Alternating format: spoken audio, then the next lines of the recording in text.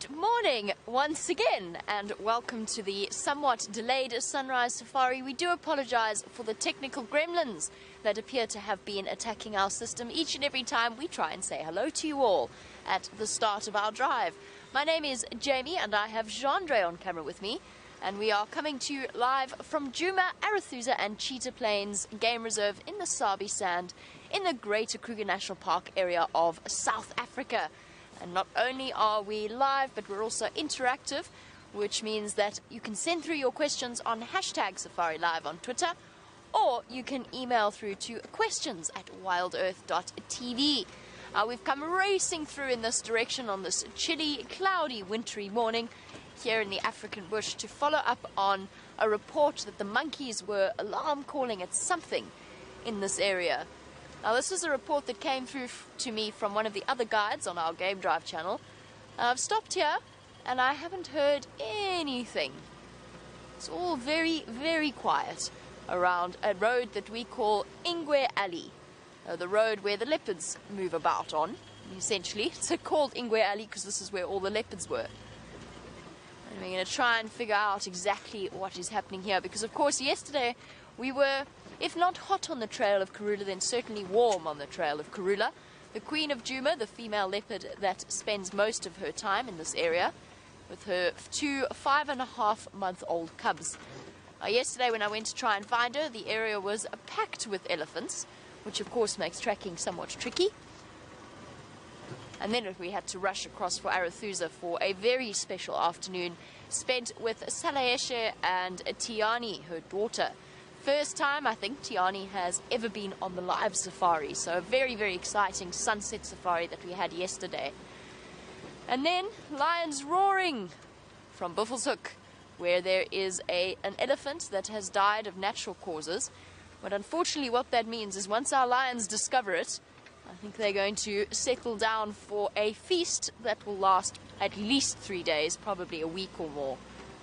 As you can imagine, a dead elephant, even for lots and lots of hungry lions, provides a buffet-style meal for a considerable period of time.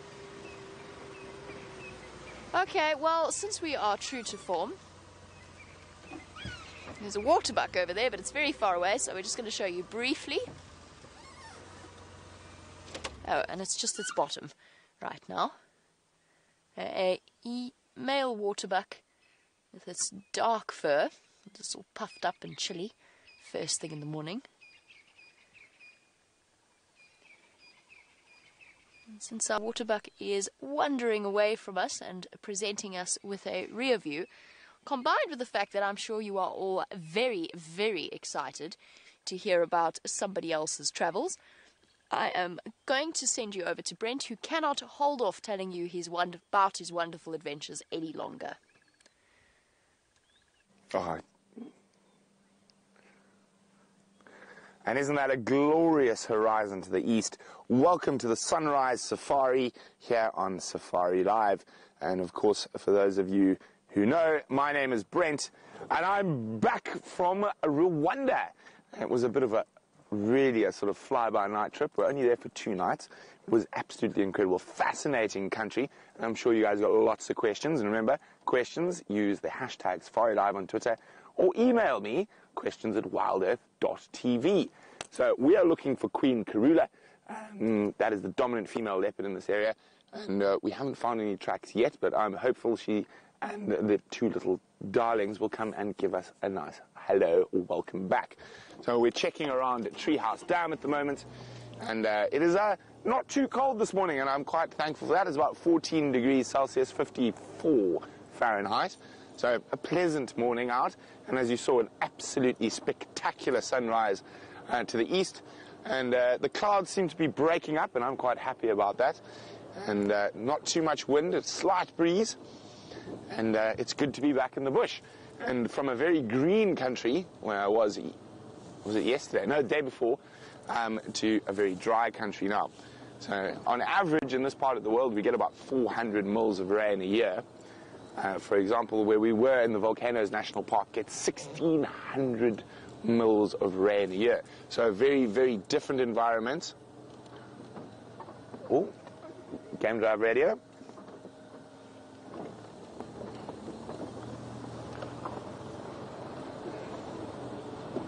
There we go. So tracks of a young male leopard, probably naughty little Cinderella, heading west up Gallagher Shortcut. So we're going to check this area, and if we get no tracks here, we're going to go see if we can help Aubrey follow up on those tracks.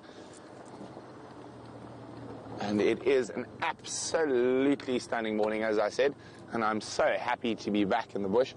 And I think I did something in the last week not many people can ever say they've done. So I went from leopards fighting in a tree on Wednesday morning.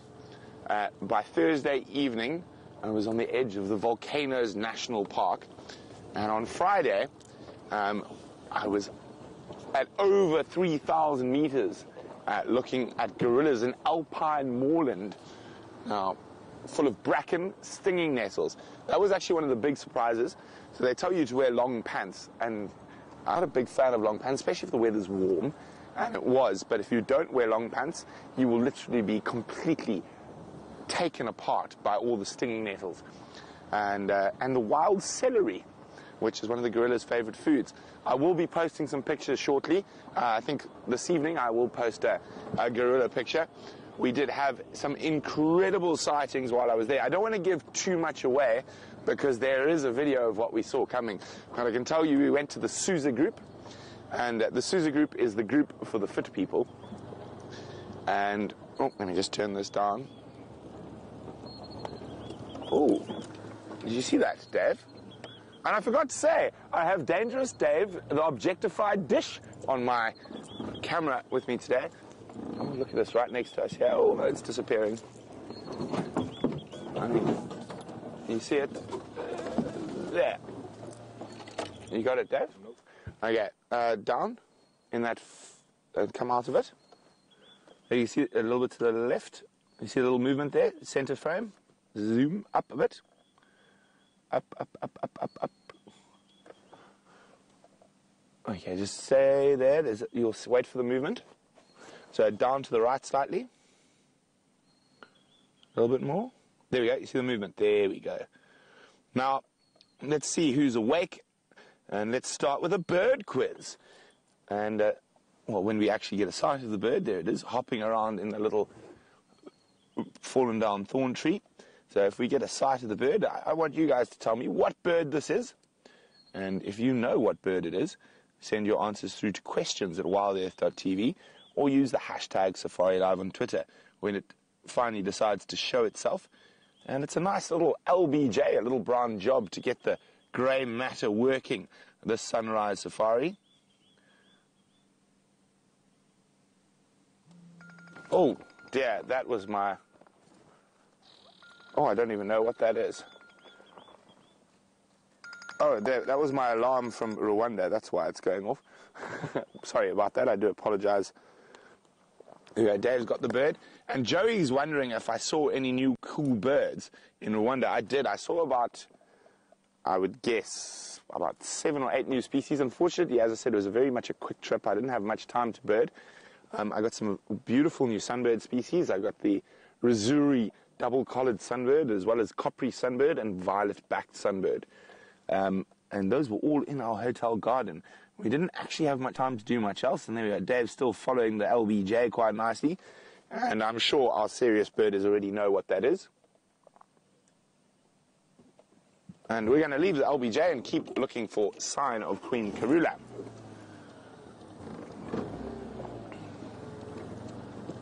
So while we keep looking for a leopard and you guys think about what bird that possibly might have been, let's go back to Jamie, who has a gorgeous vista to show you.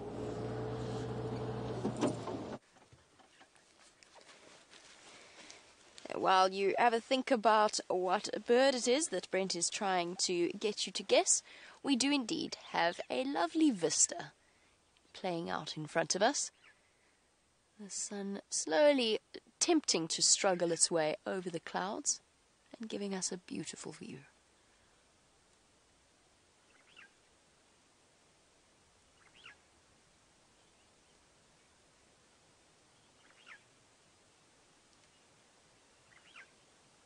Very picturesque.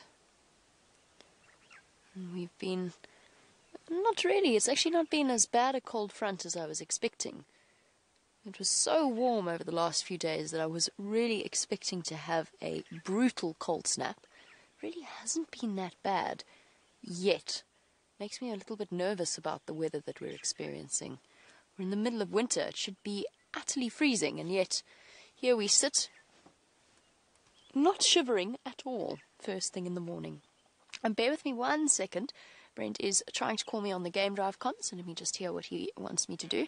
Oh, never mind. Too late, I missed my chance. There's the lion calling. Far away. There's a lion calling. I'm trying to listen exactly where it's calling from. I think it's outside of our traverse area. It's difficult to tell with my earpiece in, but I suspect it's around the Buffelshoek cheetah cutline boundary. So I think I'm going to go follow up.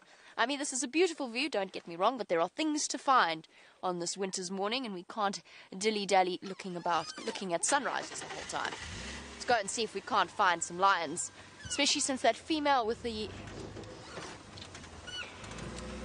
young cubs will probably have returned back to that den site in order to feed them. And depending upon whether or not they've discovered that elephant, she may well then decide to move them a little bit closer, which is definitely not something we want to miss out on. I'm still waiting for my chance, by the way, to respond to Brent. I'll just wait a little bit patiently. Still a conversation.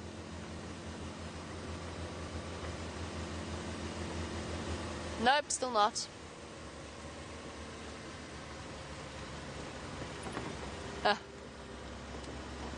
Oh well, we tried. It was very optimistic, but now Brent is having the conversation.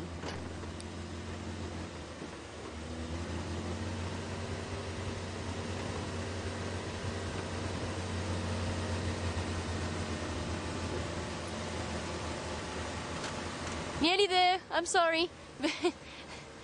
There's lots happening this morning. It sounds as though they've just found a leopard to the north of our boundary in Buffelshoek, so the property to the north of where we are, but it potentially coming south. I don't know whether it's a male or female just yet. I'm going to find out now. Our Brent standing by.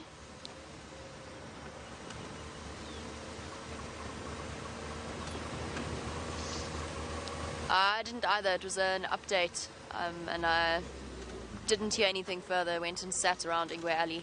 Didn't hear anything.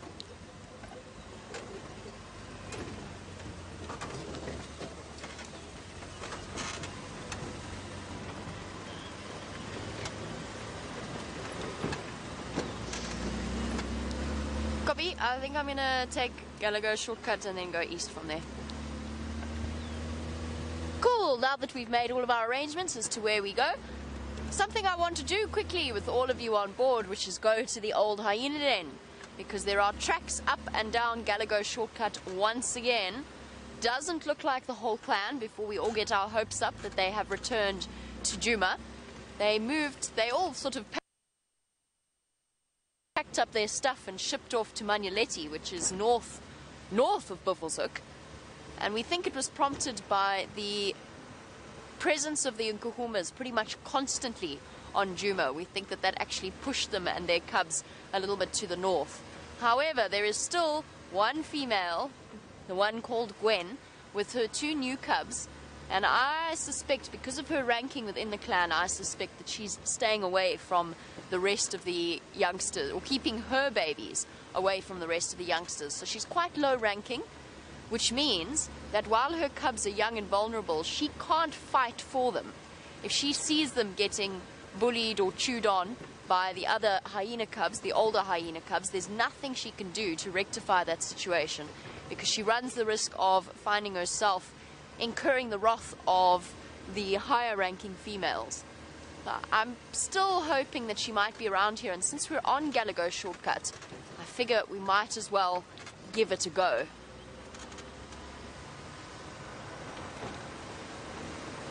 Let's go and investigate.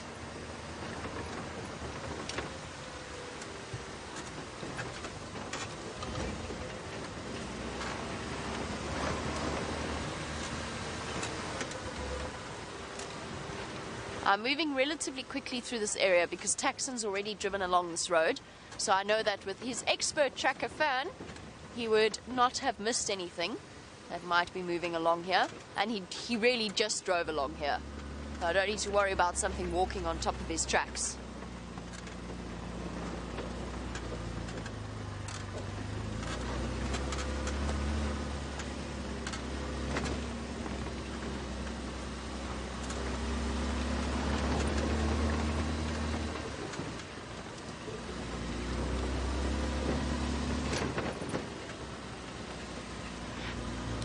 Speaking about early morning sounds, of course, one of our favorites is the sound of the ground hornbill calling first thing in the morning. And AJ Mirabel is just wondering when last we saw a ground hornbill. And you're right, AJ Mirabel, it's been a long time since we last saw a ground hornbill. I'm trying to think when we last saw one. I think the last one I saw was on Cheetah Plains, the three of them on Cheetah Plains. That was ages ago. Sure, very good point. I can't think of any other sighting since I came back to work 3.5 weeks ago. Very good point. Now the one thing about the ground hornbill is that this time of year they actually don't call as frequently as they do in their breeding season. They tend to go quite quiet, and they only really start calling in October once again. But perhaps that's why. Perhaps they've been around and we just haven't realized because they haven't been calling to alert us to their position. And woe is me. Sadness and heartbreak. The hyena den is very quiet. How terribly, terribly sad. Does give us a nice opportunity to just sit and listen.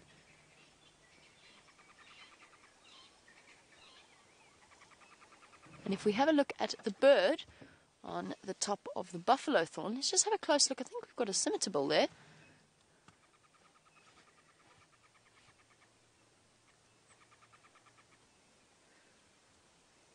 Hold on a minute. Yeah. How lovely. A nice one. Oh, I should have actually added to Brent's bird quiz there and asked you about that. And it's giving an interesting call. Usually scimitar bills have a high-pitched whistling song.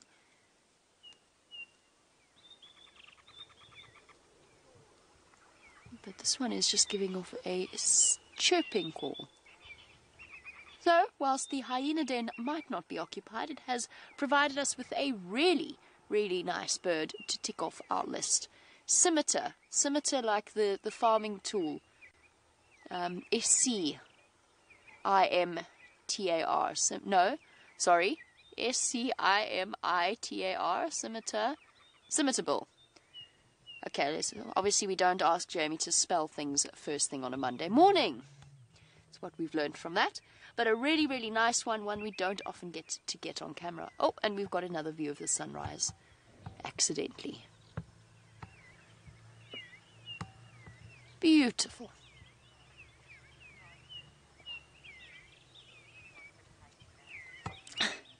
And welcome to Francis, who has asked me a question that sort of makes me quite sad. Not because, of course, of Francis's question, just because Francis wants to know if we ever see any spotted hyena. Francis, we used to see them pretty much every single day. They were either at this den site or the 100 or so yards away. And then, well, there's a couple of other den sites that they used to use. We got to know them, I would say we got to know them pretty much as well as any guide knows the different hyenas of the area. We got to know the intricacies of their clan dynamics, and we still do. Unfortunately, our clan has moved their den site a little bit outside of our traverse area. We don't even get them calling anymore around camp, which we used to all the time. But never fear, because at some point they will be back. I saw a hyena yesterday, actually, with the leopard kill. It was such an awesome sighting. Hyena sitting down in a sort of a river system in the sandy bed, waiting, looking up at the two leopards that were snacking on an inyala above them, waiting for the scraps to come tumbling to the floor that it could hoover up as it was wandering up and down. So yes, we see spotted hyena. did we used to see them more often? Yes. I'm quite devastated because my happy place was to come and sit at a hyena den and just watch their dynamics. We would have hyena cubs coming right up to the vehicle and sniffing the vehicle, occasionally getting a little bit too adventurous and trying to nibble on the tires, because hyenas are clever and curious and they like to learn in that way. Sorry, Mike's just chatting about some lion tracks that he's found coming in to Djuma. That's very interesting. I know Brent is around that area, so we're going to keep an ear out and just listen for, follow. There we go, Brent's on it. Brent's on it, never fear. Brent is back. Brent the cat master. So Francis, we do see a spotted hyena. They have devastated us by moving away. I'm very, very sad about this. But you never know, and you have to just keep watching, because we will never be able to predict exactly when they are going to come back.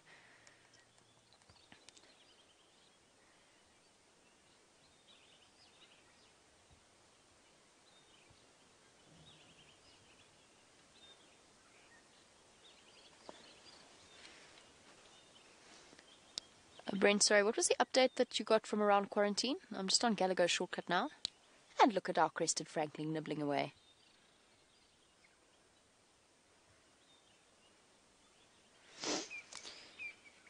Copy that, thanks. I'm going to take Gallagher Pan and check around in Vubu Road, just in case they've gone around the back there. Okay, the Franklin is lovely. It is beautiful. But we have things to find, and apparently the people at camp are reporting that the lions are calling much, much closer than we realized, which is exciting news. Must be Connor who picked up on that. Connor and Jerry enjoying their morning in camp, being serenaded by the lions.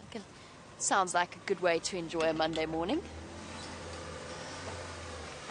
Okay, let us go and investigate. Whoopsie. Sorry, everybody. Bumpy, bumpy. This is the one thing about the Gallagher shortcut den. It's really tricky to navigate around, especially with a large sort of 2 meter, 6 foot antenna sticking up out of the back of your vehicle. There we go.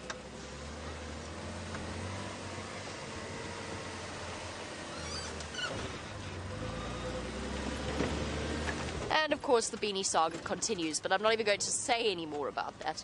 Just excuse me every time I try and yank it back down over my ears.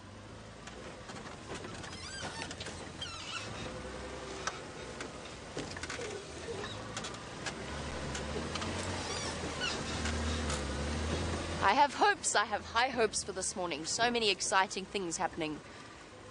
Judging by the amount of conversation that is happening on the Game Drive channel, many, many exciting things on the cards. Alright, so while we race off to check one area where the lions were calling, let us find out how Brent is going to choose. Where is he going to go and check next?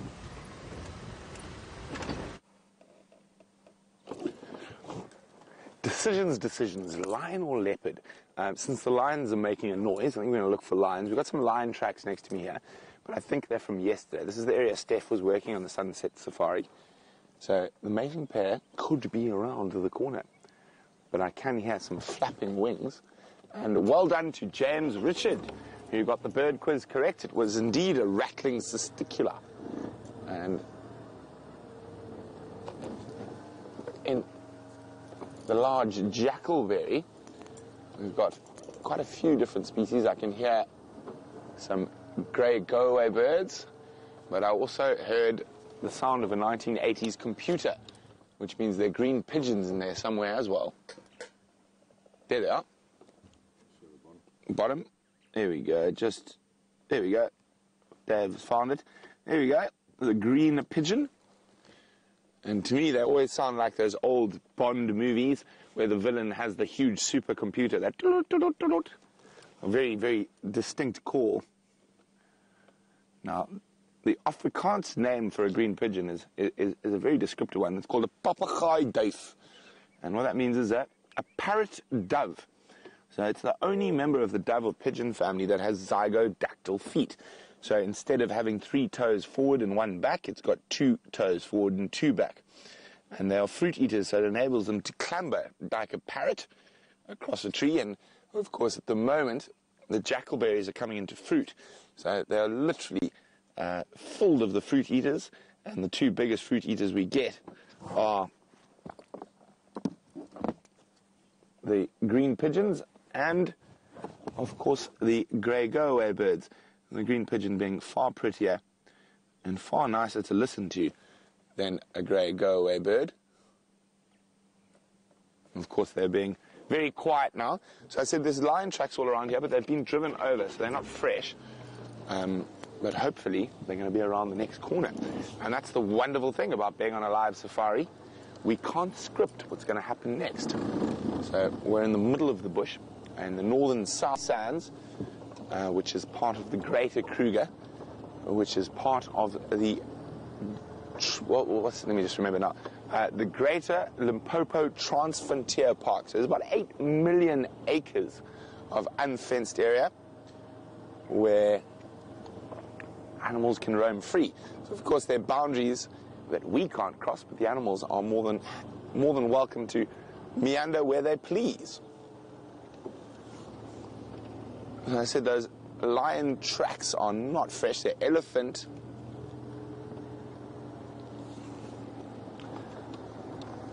And the elephant tracks on top of the lion tracks as well, so not fresh. And this is also the last area the Karula's tracks were in, so we're doing a double check. Morning, Michael. Michael, welcome on safari with us today. Michael would like to know, do we have fences around camp, and have we ever had lions in camp? Not since I've been at SafariLIVE, but in other places I've had lions in camp regularly. And speaking of lions, no, they're still being driven over these tracks, so well, those look quite a bit better on your side there. Dave, you see the lion tracks? Okay. And so, Michael, we do have an elephant fence around camp, and that's to keep ellies and basically just elephants out. And camp itself has got a fence to keep everything out. Now, shh, but don't tell Brian. Brian is a gardener, and he's on leave, and he planted a whole bunch of, Dave is already laughing, he planted a whole bunch of sunflowers, and he was very proud because they were about this big, and even one of them had a flower. And because of the drought, the bushbuck came into camp and literally mowed them to this high.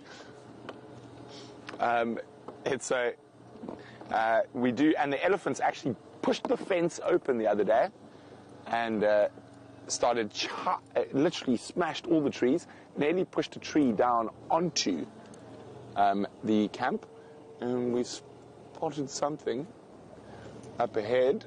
There's some, speak of the elephants, and the lion tracks are still heading in that direction, but there's some ellies there, so let's go have a look at the elephants. See where the lions went. I think the lions went back up towards Treehouse. But, oh, lots and lots of elephants around at the moment. I've never seen elephants in the Sabi Sands like I have this year. I hit my record. I must have seen about 300 in a day. And that was, I had to drive in the morning, then I had to go to a rangers meeting in the middle of the day, and it was down in Coral. Oh. Hello, we've got ellies on top of Termite Mound. I'm quite keen to catch up with Benjamin Button. Hopefully this is his herd. Now, for those of you not sure who Benji is, Benjamin Button is a little elephant calf. It looks way older than he is. He's got big wrinkles all over his forehead.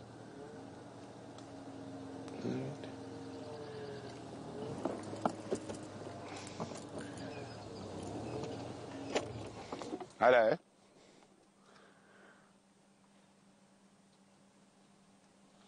Lots of ellies. They're incredible animals. Here we go. Yes. Hello. Giving us a good sniff. Coming a bit closer to inspect. No, it's after the tree. So you can see the front of our vehicle there. That elephant's probably about 4 feet from the front of our car and literally taking no notice of us.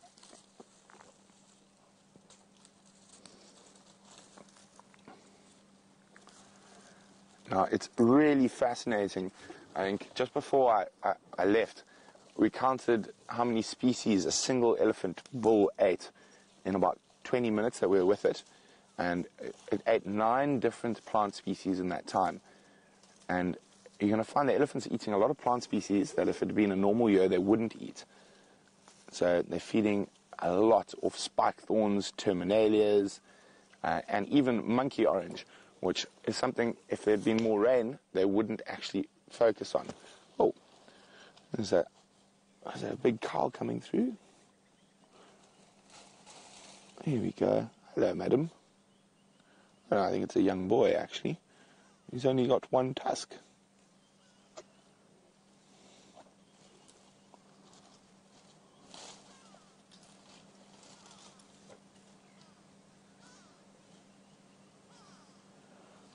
So, since we've already done a bird quiz, and even though I was only gone for 4 days, it feels like I was gone for 2 weeks, and I think you guys really need to be tested. So, who can tell me what tree is that elephant feeding on?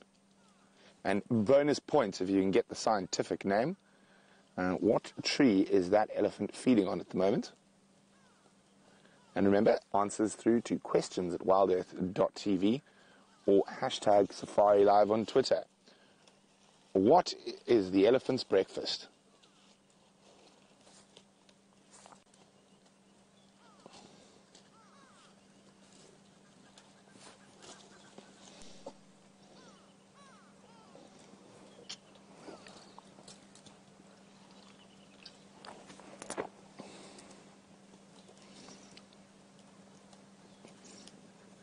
No. There's something wonderful about just sitting quietly with a herd of elephants. Oh, big cow behind, about to come into frame. There we go. She's also only got 1 tusk. Oh, we can hear them. They're talking. Hello, mister.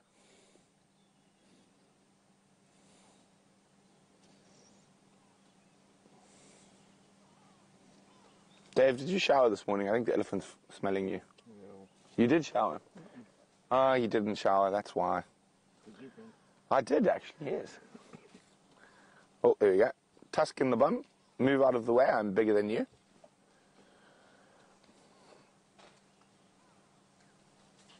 Now, I know a lot of people get very worried about the drought and what happens to the animals, but drought is natural, as is flood out here.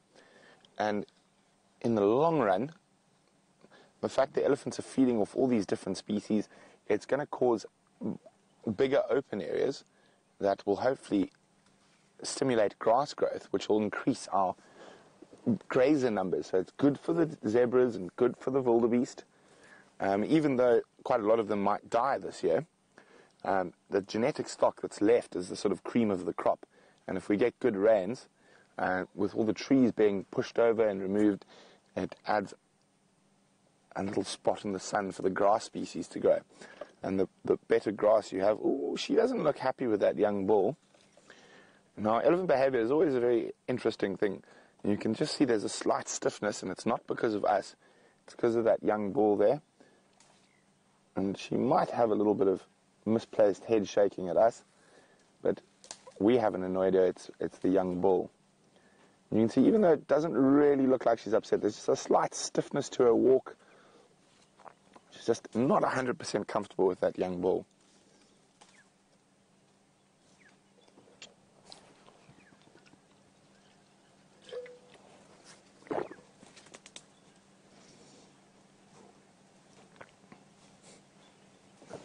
Now, we're just going to move forward slightly to answer my budgie. And a huge SafariLIVE welcome to my budgie, who's a new viewer. Now, my budgie is asking, why do elephants only have 1 tusk? Well, unfortunately, we've only been looking at 2 elephants that have 1 tusk, but there's one with 2 tusks. So normally they have 2 tusks. If they have 1 tusk, they've generally broken it while feeding or fighting. Or fighting in the male's case, and in the female's case, feeding. And there we go. Normally they have 2 tusks, and then you can see that little one has got 2 tusks.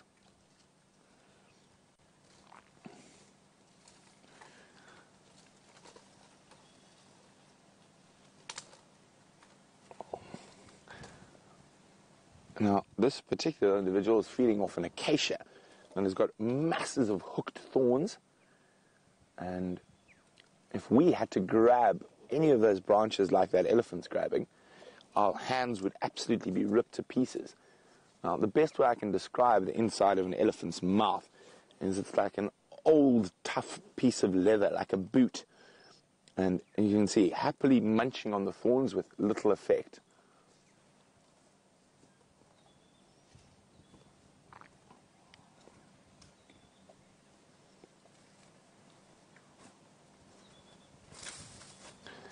So we've got a couple of answers for the tree that the elephant was feeding on, which is next to us now. Oh, wait, we've got someone charging in as well. Hello.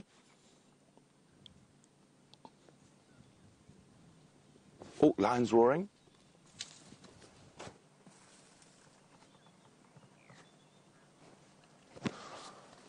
Okay. I don't know if you guys heard that. It was a bit in the distance. I'd say around Buffelshoek Dam, but possibly to the north. I'm just going to call on the radio quickly. Ngala audio sounds to the north of Buffelshoek Dam.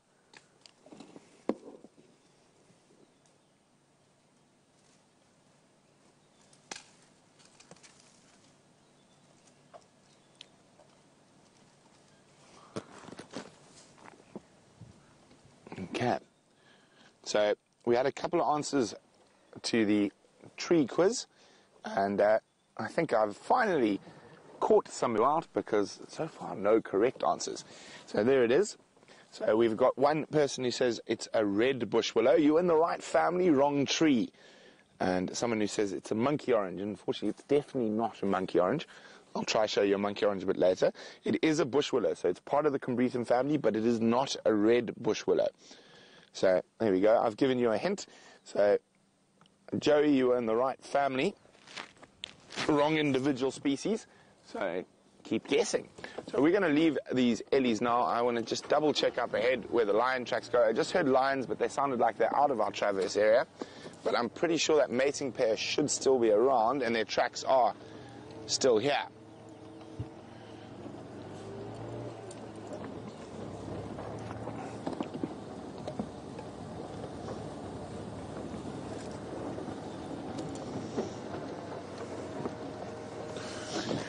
Good morning, Felicity, another viewer from the land of the long white cloud, New Zealand. And Felicity would like to know, are there any nerves in the tusk? Do they hurt when they break? So very much, it is a tooth. It's actually a modified, not canine, incisor. And they do have a complicated nerve system. So we only see there's about 2/4 of a tusk that's inside, and inside that is a very large nerve. So if it breaks deep, it does hurt, and they can damage the nerve, and they can actually get abscesses and they can go septic. But from both of those animals, and sometimes elephants are born with one tusk or with no tusks. So unless it's a break that's visible, it's very difficult for us to tell.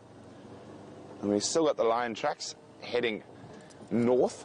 So I'm going to keep on these for now. I'm just going to call them in. Nkonzo for Wanuna Wansat Tingala, heading northwest on Twin Dams towards Spaghetti Junction, Chelepan. Okay, so we've still got the tracks there. And as most of you know, I normally have tea in my...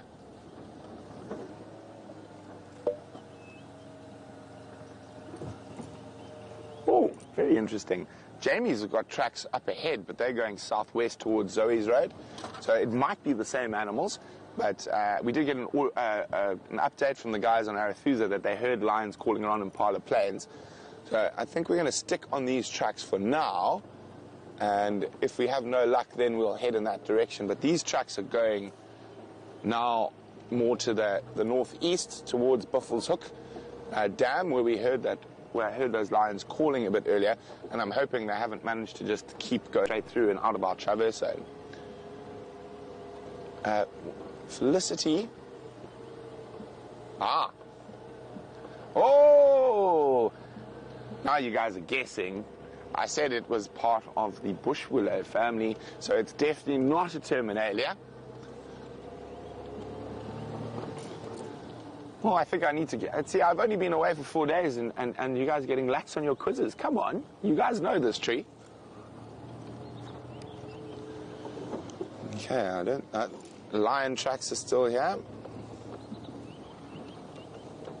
So, as we were saying, Felicity, yes, there are massive nerves inside an elephant tusk, and it can hurt when they break if they break it deep.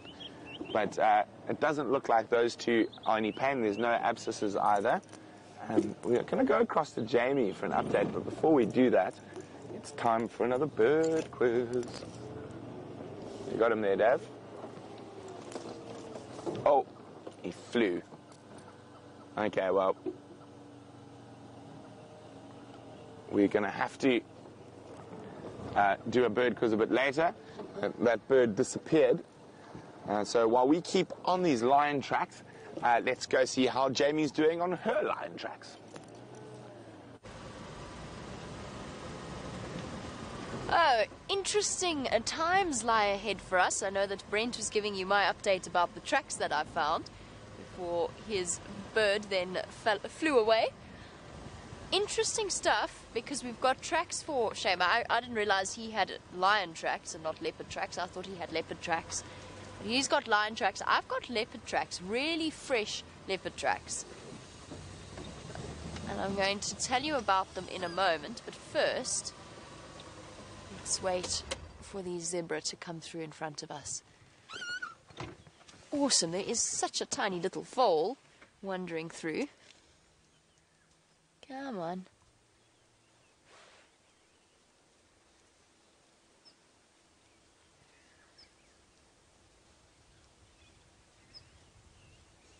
A little bit nervous on this windy morning. Here comes the little foal. It's going to... Oh, no, it's stopped.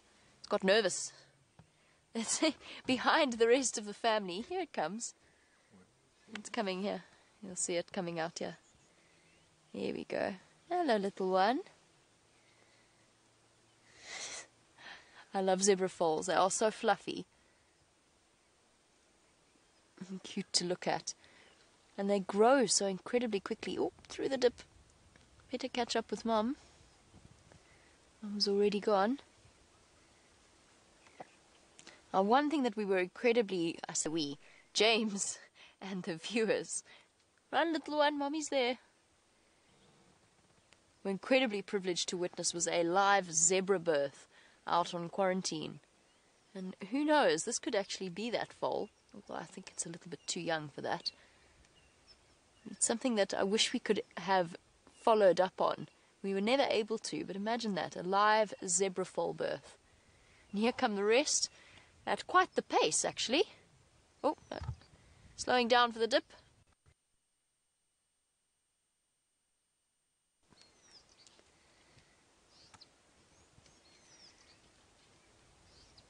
Racing across the open area.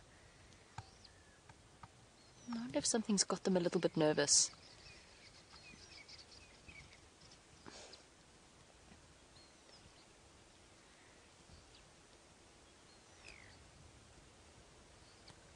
I'm not even going to make the zebra crossing joke. You can all make it in your own minds. Ha ha ha.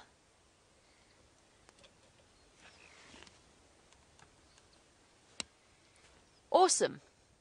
Now, I don't want to delay for too long because I suspect that those alarm calls that we started off our morning talking about were in response to a leopard. What is interesting about those tracks that we found, it's one big set of male tracks, either Vula or Tingana sized, one of the older leopards. And then there's a smaller set that is almost the size of a big female. Here comes the straggler. But behind all of the others.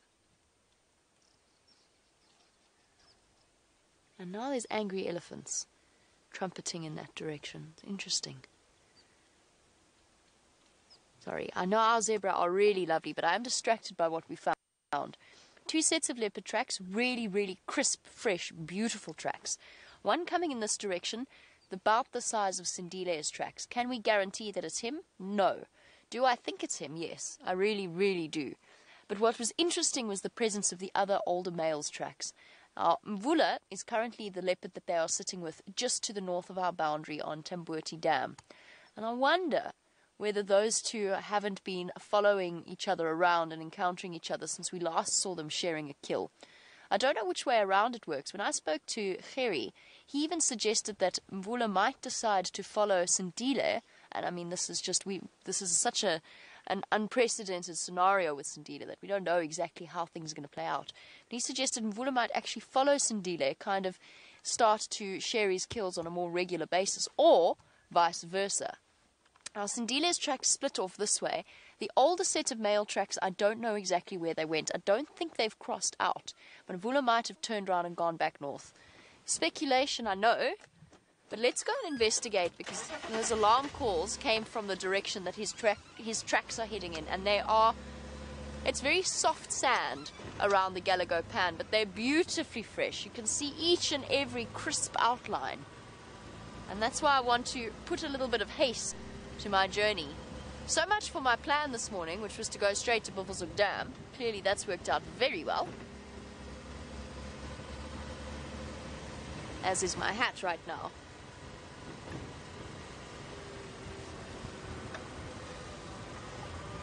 Speaking of Sindile, of course, we then start to wonder about his mother Shadow and her little cub that James has nicknamed Zara, but not in brackets, not the official name.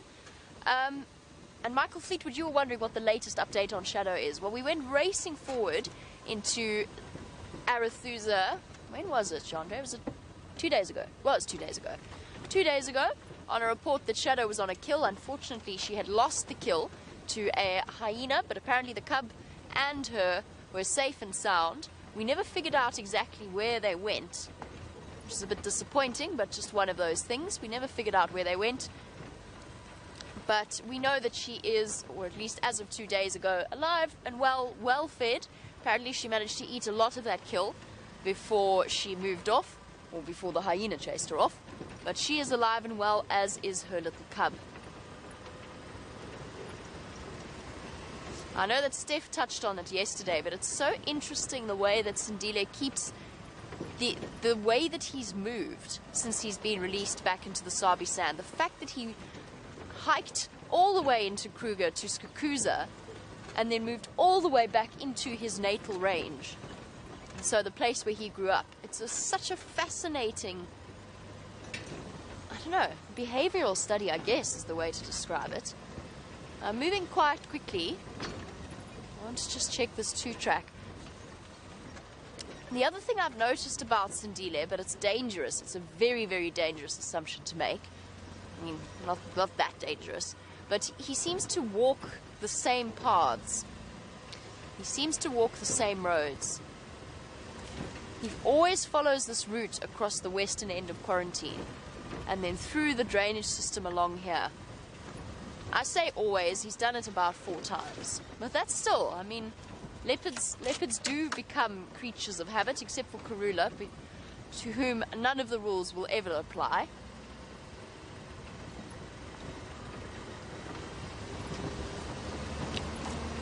Let's just speed up a little bit.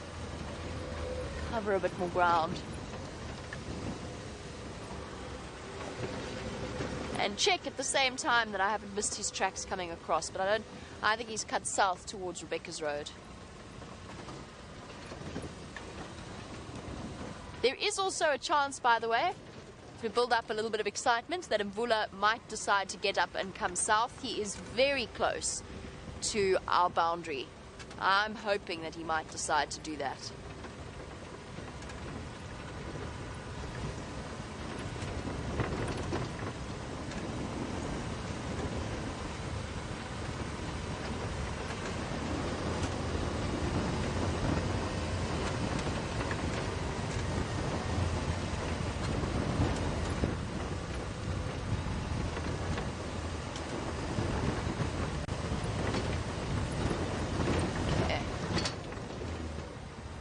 There is a river system that leopards love to move through in this area that runs all along the edge of Quarantine and provides a really pleasant, sort of basically a hiding hole, but also a highway for them to move through.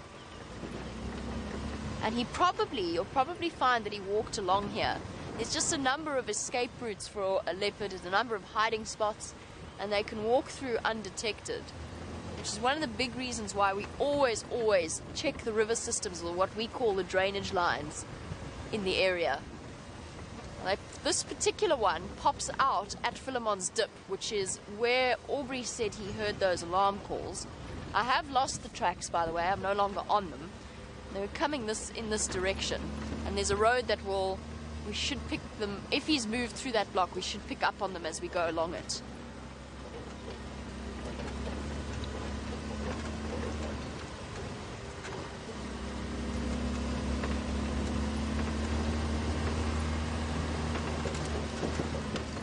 Otherwise, all is very, very quiet.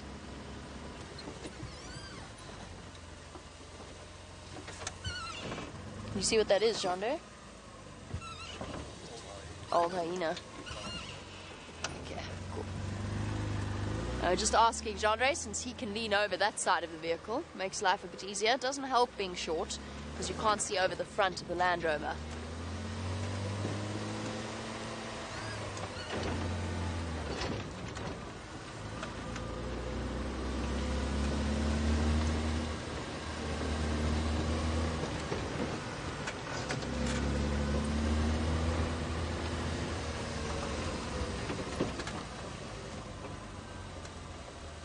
Exciting news. If we don't have any success here, we're going to be doing a very rapid race towards Cheetah Plains, but I'll explain that to you depending upon what happens. Copy that, Andrew. Confirm those Ngala visible from the boundary.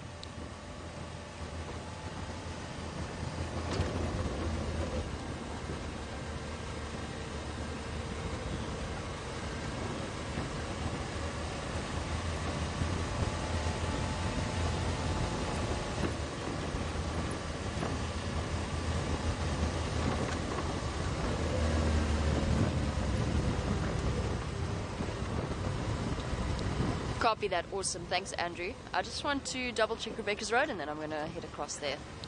Hey, I've got an exciting thing happening around Cheetah Plains. And I think, actually, I don't know what to do now. There's too many things. There's so many things to choose between. I think we're going to hold off on our trip to Cheetah Plains for now. I just want to check Rebecca's Road and see whether there's any sign of these leopard tracks popping out. I've driven this road twice now, and Brent has as well, so I'm not too bothered about speeding past.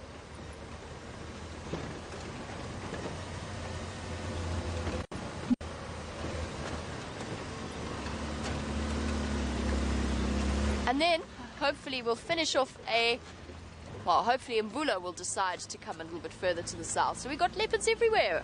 Karula's still somewhere here, I'm sure. We just have to find them.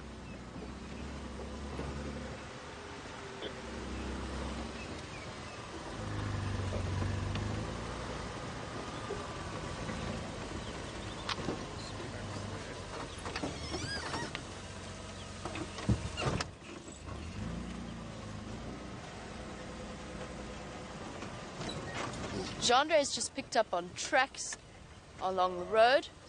It's a civet track. Moving on swiftly. Kat, yes, Karula will absolutely want to move her cubs away from all of these males wandering about. Now, Mvula, she might be okay with. She has mated with Mvula, so she might, but still, I think Karula's, one of the keys to Karula's success in terms of cub raising is that she really doesn't take any chances. And what it seems that from what we can tell from the tracks, what seems like what she does is she takes the cubs away, leaves them somewhere, and then goes and actually physically intercepts the male. We don't know this for certain, but this is what the tracks indicate. She'll take the cubs away, and then she'll go and she'll almost pull the male away from her cubs and towards a safe distance away from them. Now, Sandile, as lovely as he is an enormous threat to Karula's cubs. It could well be, you're absolutely right, Kat. She may well have decided to move her cubs a little bit further to the south. But then she might not know that he's here. He's not calling. He's certainly not scent marking. He's far too young for that. He is basically playing a game of be as secretive and subtle as possible. And at the same time, I think he's going to go straight back to where Shadow is. Somewhere on Arethusa or Hoffman's, I think he's going to go and try and find her again. I don't think he's quite given up on the idea of being accepted by Mom again. Which, of course, is never going to happen because her attentions are thoroughly being lavished upon her new cubs. Oh, well, Gendre is forgiven because I just pulled over for white-tailed mongoose track. So we shall forgive Gendre the error of his ways, and while we concentrate, both of us, on tracking the right animal, let's send you back across to Brent, find out how his morning's going. So we've followed those tracks from where Steph had the lions yesterday all the way to Buffelshoek Dam. I lost them just before Buffelshoek Dam. I'm trying to get a direction at the moment. And even since I've been gone, the water's just disappearing. And I don't even think old Bob the Bachelor Hippo has got a spot anymore.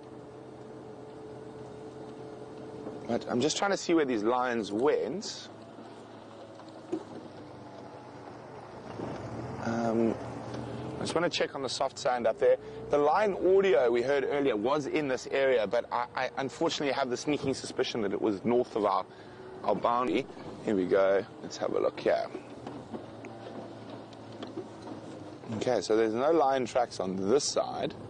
Oh, there are. Ooh, that's interesting. Now, I know I've been away for a few days, and it seems like that female might have moved her cubs from the den that we had just above here, and these female tracks are going down towards the drainage system here. And I'm definitely not feeling brave enough to go play with the lioness. Now, there's tracks coming in and out, and they're only female tracks here. So there's a very strong possibility in this little river system below Buffelshoek that she's put the cubs there. But we're going to go check the den first. There were a lot of ellies there, so she might have moved them. But I'm quite surprised she hasn't moved that den earlier. It could be because with the lion densities we've had on Djuma at the moment and the hyena den moving into the Manuleti, that she feels quite confident that she doesn't have a threat from other lions at the moment, because the Birmingham boys are seriously dominant, and the fact that the hyena den has moved further to the north, that it's probably okay to leave them in one place. I think if the hyenas had been on Djuma, she probably would have moved that den multiple times. So those tracks are coming. The cubs could still be there. Let's go have a look.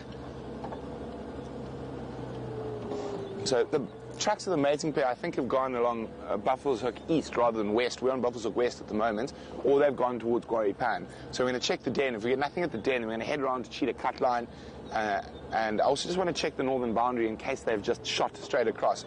Because I think that lion I heard roaring was definitely in Buffelshoek, or if not, right on the boundary in this area. And as I was saying earlier, most of you know I like my Earl Grey tea in the morning, but I've just come back from Rwanda, and Rwanda's got incredible coffee, and this is a particularly nice blend that says it has hints of bourbon and dark chocolate, and it does. It's very, very delicious coffee.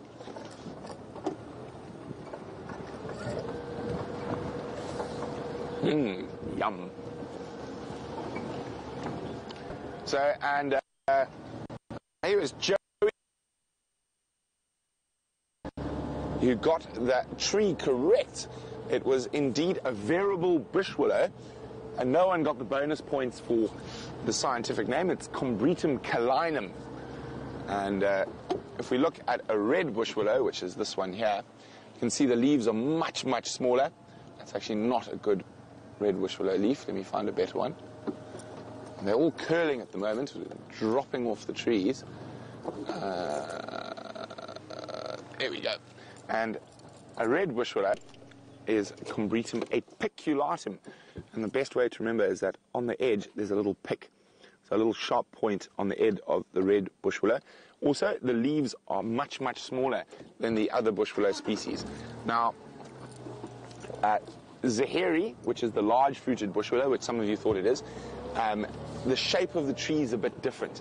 The variable bush willow can be very confusing because sometimes it's got big leaves, sometimes it's got medium-sized leaves. It all depends on what type of soil it's growing in. So I would say we don't have that many large-fruited bush willows here. We have a lot more calinums, and even the fruit, the variable bush willow, hence the name variable. It's got lots of different shapes, sizes, but generally a little bit smaller than the large-fruited. The large-fruited also got very big leaves, and it's more sort of a clump rather than a standalone tree. But again, it can be very confusing with the trees, and it all depends on the area that they're in, quite often how much water they have access to, what soil types they're in, and that can dictate how they grow.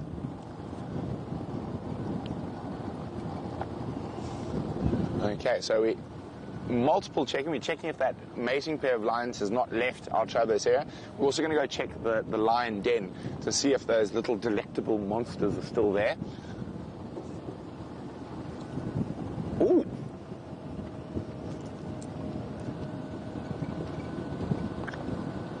JB's found leopard tracks. Isn't that exciting? But you're gonna hang with me while we go check for that Nkuhuma lioness.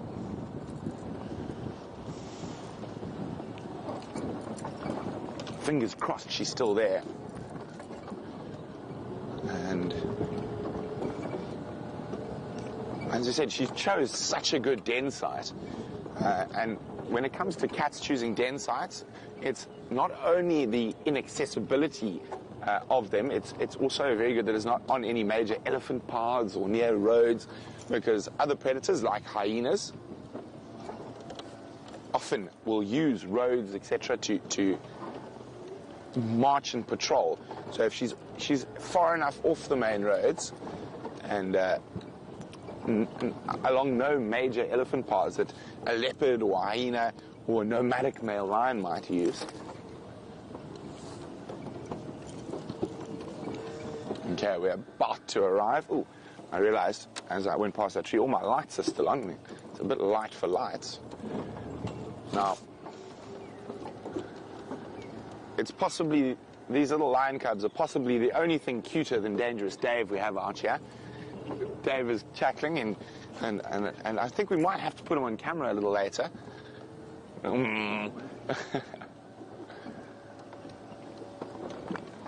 Okay. So let's have a look. Are they in the drainage line or are they still in that thicket? But as I said, I think quite possible she's moved the den, because she has been here for nearly 2 weeks. Okay, so we're just going to listen. And sometimes it's quite difficult to find them. I mean, they're generally right in that little thicket, and you just pick up the tiniest bit of movement. You can actually see where the lioness has been feeding them, how she's completely flattened that area.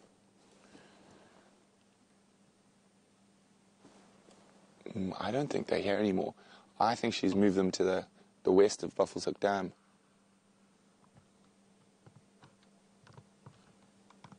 Well, there we go. So I think she's moved the den site. There's no sign of them in the drainage line. So we're going to have to find the next den site.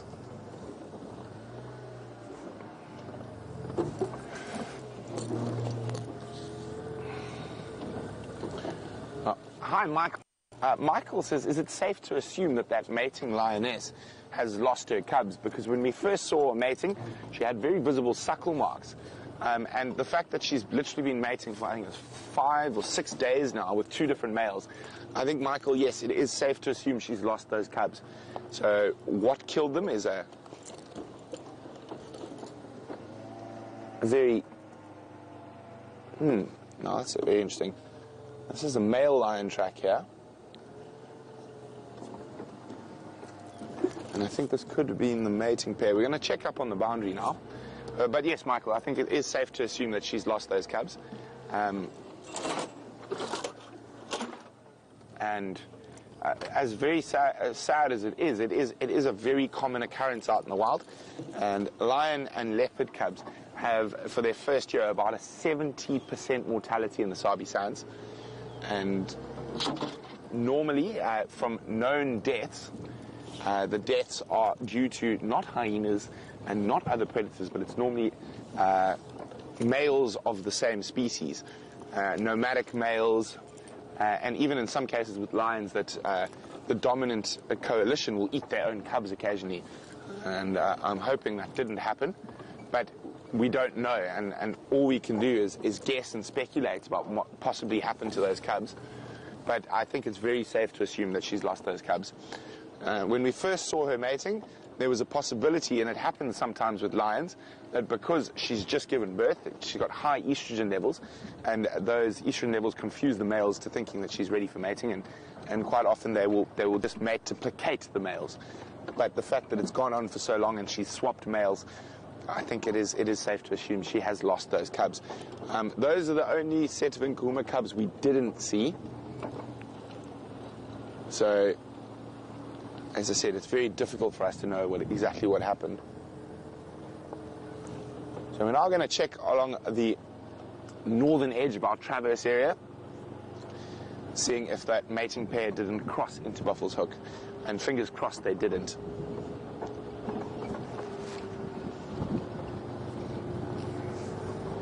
Have some more coffee.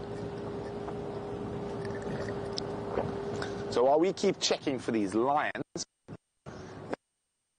fresh track of a leopard. So let's go see how her tracking is going.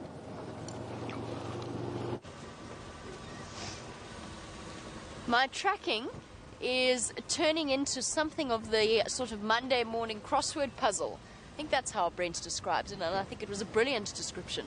We were out first thing in the morning, and trying to puzzle out the clues is like doing a cryptic crossword designed by someone with a very tricky mind.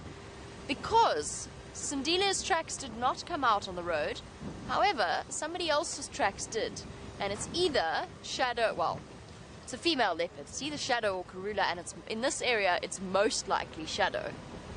So the plot seriously thickens, and yet now I have to choose between trying to figure out whether to race to Cheetah Plains to show you that surprise, or trying to find Shadow somewhere in here. It's a very tricky one. I want to show you the tracks, but I'm going to have to try and find a suitable spot to show you them. Now just bear with me while I try and search for a nice track example.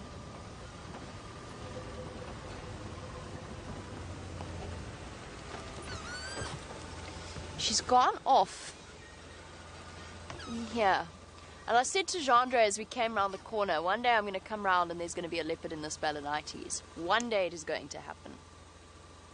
There's no leopard there, is there? No. I got so excited. I always get excited. Oh, wonderful news. Aubrey's here. Fantastic. I can show him the tracks at the same time. Yay! Our Orb's last tracks are just in front of me.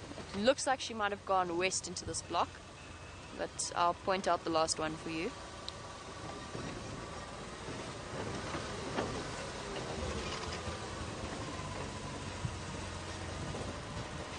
Good example of these tracks. Some nitwit drove over them, that of course being me.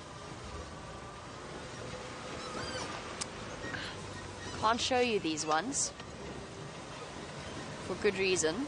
Just wait a moment. They're so fresh, they're on top of another animal's tracks. There we go. I can show you these ones. Now I have to try and figure out how to show you these ones on this tricky slope. They are beautifully, beautifully fresh. Oh. Can you get those ones there, Jandre? Whew. It was a tricky spot. Let me just hop out and show you exactly which tracks it is that I am looking at, because a leopard track can be very confusing if you're seeing it for the first time. Oh, hold on. Are these actually his? Confusion now. These tracks look bigger in the soft sand. Just hold on one moment. They look smaller in soft sand. I don't know. I'm getting very confused with Sindile's tracks because they're so close to the size of no, this is female. Definitely female. Okay, I feel better about my life now. Brief moment of confusion. These ones are nicer. Here comes Aubrey along to have a look as well. Now these are the nicest set of tracks, and we're looking here. There's a lobe of the back of the foot. This is the back pad, tracing it out. Here's the toes. And here is the back foot of this particular leopard, complete with toes. With all animals, most of the mammals out here. How's it, Aubrey? Hi, guys. Hi. Gone in that way. Sorry, let me just one second and then I'm done. Alright, so front foot bigger and rounder, whereas the back foot is always smaller and slightly more elongated. It's sort of an oval as opposed to a round shape. You can see the difference there. The speed, sort of normal walking speed that this leopard was doing. I'm going to just move out of the way now. Morning, everybody. Luckily, my hat doesn't look ridiculous at all for our audience. Can't find my earpiece. It's gone. It's gone. Oh well. I have to drive without comms. Got it. This is now turning into an embarrassing spectacle. My beanie's going further and further up my head.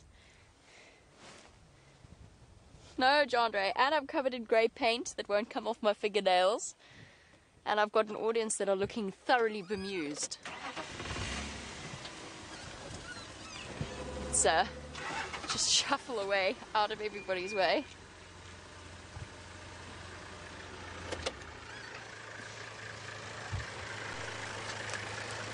Do you think it's shadow, or do you think it's yeah?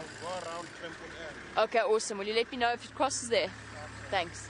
Cheers, guys. Have fun. Bye. Thank you. Have a good day. Thank you. Right, now that we've made not an embarrassment of ourselves, I just felt a little bit awkward there with them all watching as we did that track demonstration. Aubrey's going to go and check round. Oh, goodness. Now Rusty won't go into reverse. There we go. Lovely, lovely, fresh leopard tracks. And at least I know that they agree with me that they think it is shadow. So that was Aubrey. We also have a viewer called Aubrey. We probably maybe even have two viewers called Aubrey. But Aubrey is one of the guides at Galago, Vuetilla, one of the guest lodges that you can stay at here. And his tracker William. So shadow has come out of nowhere, apparently. It appears as though she just dropped out of the sky because there's no tracks on this road. I want to just do a loop around here and just double check that she hasn't come back towards where she might have left her cub. So there we go. We were asking for an update on Shadow. She's here. She's on Djuma. And I have to tell you that I was expecting that because when I was on Arathusa yesterday, we had Salaeshe, the female leopard that has been pushing more and more into Shadow's territory, and as a result she's going to encroach more on Karula's territory because she's smack bang in the middle of those two leopards, and Karula's her mother, and Salaeshe is not directly related to her. She's also much bigger than Shadow is, and I think she's just going to slowly push in this way, especially with Salaeshe's daughter slowly getting to the point of being independent. So interesting changes in our leopard dynamics. Our females seem to be doing what happened with our males a year ago when the Anderson male started pushing Tingana west. No, east, opposite direction. It's exactly the same movement, just with the females instead of the males. And a year later.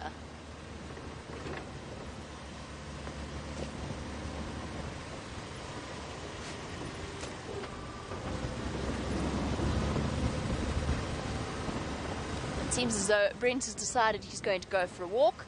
I'm sure he is hot on the trail of something very exciting. I don't know what it may be.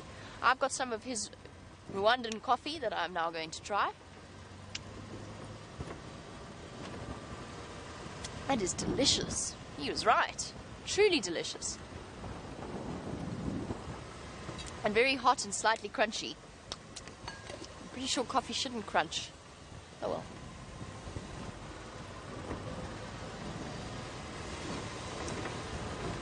Okay. Shadow didn't come from where I expected her to come from, but she might have just done her thing walking in this enormous, very, very difficult patch of vegetation. We're going to leave her. I'm going to make a judgment call here, and we're going to leave her because the surprise at Cheetah Plains is worth it.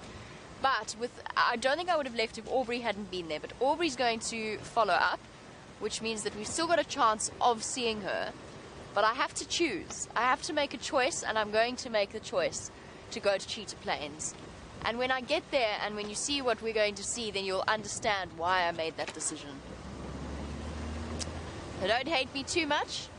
I also think that it's going to be very tricky to find Shadow in this block. We don't have any guarantee of seeing her, but there is a guaranteed something on Cheetah Plains, so we're going that way. My mind is made up. I've been struggling with the decision the whole time, and that is where we're going to go.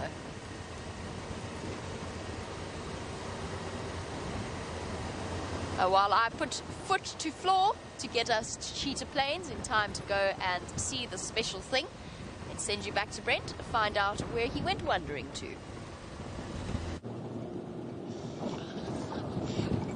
How exciting. I don't even know what Jamie's rushing to go see at Cheetah Plains. So I'm going to slowly make my way towards the Shadow tracks. And as we know, over the last while, Shadow's actually been a very difficult leopard to track. And I think that's because Sindile has been around. So she's been trying to avoid him, and in avoiding him, she avoids us. So hopefully we have a little bit of luck with Shadow, who's actually having a bit of a hard time at the moment. Salehesh is now starting to move further to the east and pushing Shadow deeper into Karula's territory, and that is not something you see out on Cheetah Cutline very often. But it could be because of the drought. Now, of course, normally that bird is a huge fan of fish, being an African fish eagle. But they will hunt squirrels and other things if there's no fish about. Here we go. And quite nice. I think this is the first fish eagle I've seen in many months.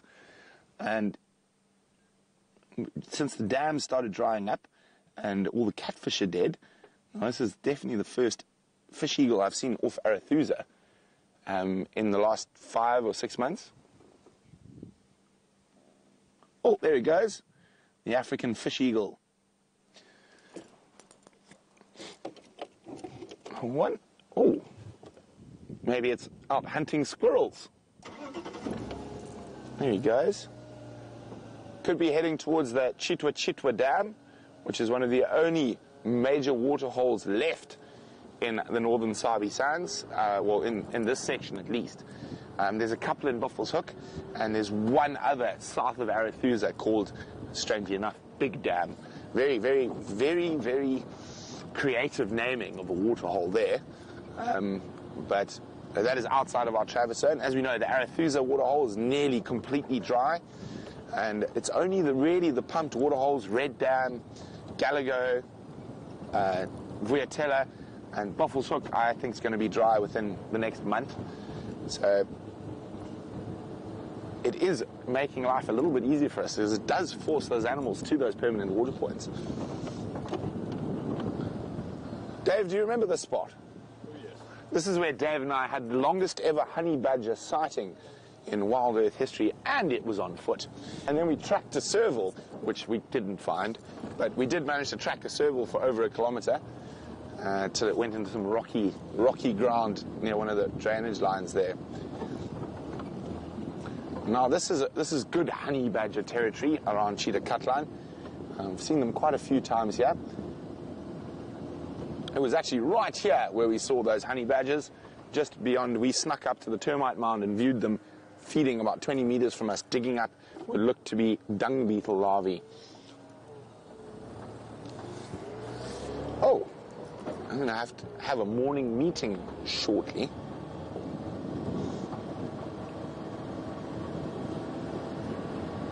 Well, hello, James from Springs. James is wondering about Pete's Pond, which is one of our waterhole cameras, and whether it's in Djuma. It's not. It's not even in South Africa. It's in Mashatu in Botswana. Hello, Andrew. Hello, how are you? Very well. How are you this morning? Good, thanks, man. You know there's a dragon on your neck. Yeah. Oh, okay. Just checking. I'm trying to get rid of it. Morning, everyone. Yeah, nice steak out there. Who's gonna come? Jamie's Famba. Shh. They don't know what Jamie's Famba for. Good, No, okay. Cheers, Andrew. Thanks, guys. Bye. Enjoy. Andrew nearly gave away what Jamie's rushing to. Hopefully you guys didn't hear that. Or did you? But Jamie is making haste towards the east to the plains of the cheetah. And hopefully there's some big cat surprise for you in the eastern sectors. We're going to go, as I said, try find that leopard. I think all the lions have disappeared. Unfortunately, it happened while I was away, but I'm sure most of you know, an adult elephant, unfortunately, for the elephant expired in Buffelshoek, which literally means every single lion in the northern Sabi Sands is feasting upon an elephant, and unfortunately that is out of our traverse area. Very rude of the elephant to die out of our traverse area. If they're going to die, we'd prefer them to die where we are. But we don't want elephants to die, of course. And remember, we're on a live African safari.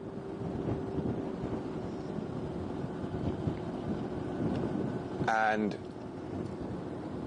very interesting, now we're talking about dead elephants, and Terry Steele is wondering what happens to their tusks and are they protected from the ivory market. Well, at the moment, Terry, the ivory is still in the elephant, and it would be highly ill-advised to remove it while there are sort of 9 lions around it. And as soon as the lions move off, the tusk will be removed, handed into the Sabi Sands, and they will go into a vault. So yes, they are protected from the illegal ivory market, and that elephant was not poached, so don't worry about that. It died of natural causes, and we're probably going to find a few more elephants and buffalo and hippo in particular are 3 of the major large species that are going to die during this drought. We've already started to see some signs on the kudu and the warthog, and strange enough, warthog are the first to show sort of skin and bones in a drought. Warthog and buffalo. And we've noticed in all the big herds of buffalo we've been seeing over the last month or two, very few little babies. So it's the old and the young that suffer the most. And now, I know it's very difficult for a lot of people, but the last major drought we had in this area, a very similar drought caused by El Nino, was in 1992-93. And at that stage, the Greater Kruger, which we are part of, had 30,000 buffalo, and they dropped to 12,000 buffalo during that time. But in the space between then and now, the buffalo population has gone up to 50,000. So the genetics of the buffalo that survived the last drought produced really, really impressive buffalo that managed to breed very fast and bring back those numbers. So it's unlikely that we're going to, because of the buffalo population, we're not going to drop as many as we did in 92, 93. But also, if we get good rains with the elephants clearing out a lot of the areas, you're going to have lots of space for your decreaser grass species, your panicum, your thermida, the grass that the grazers really, really like. So you'll find that population will bounce back very, very quickly. Now, with the elephants, elephant populations control themselves. So let's take northern Botswana, for example, which is the largest free-roaming population of elephants in the world. Is estimated anything from 150 to 250,000 elephants. And every year, 4,000 or 5,000 elephants die. And it's natural, and then in a drought year, you might get 10,000 elephants that die. But you can't look at the individual, and I know it's very difficult as people not to look at the individual, because if you look at the wider scheme of things, even in a population like South Africa, where in the Greater Kruger, we've got about 17,000 to 20,000 estimated elephants. If 5,000 die, it actually doesn't affect the meta population. Well, there's Jamie speeding past us. And of course, you'll notice Jamie's got a third person on the back, and that is, I'm actually going to leave it as a surprise who the third person's the back. You'll find out. Off, move. So Jamie has some rubber to burn. We're of course going to continue at a far more sedate pace because we're not burning rubber. We're going to go try track a leopard. Emphasis on the word try with Shadow at the moment. But as I was saying, so a death of 5,000 elephants in a population of 20, although on the short term it seems like a major thing, if you look at the system over a long term and over a sort of a wider picture, the death of 5,000 elephants, as sad as it is, doesn't actually affect the core elephant population. So I know it's not nice that the elephants die, but to a degree they're going to die because we're running out of space for elephants. Not yet, and there's a lot of people, some people say we've got too few, some people say we've got too many, but nature has an incredible way of maintaining itself. So a drought is sometimes a good thing because certain animal populations might be getting too high for the current environment, and a drought will help bring those numbers down. And of course, if you like big cats, there's no animal that likes a drought like a big cat. It is a time of plenty for lions and leopards and cheetahs and wild dogs and hyenas. So if you're a big cat, it's a great time. If you're a buffalo, not such a good time. I just want to find out exactly where Jamie left those tracks. Jamie?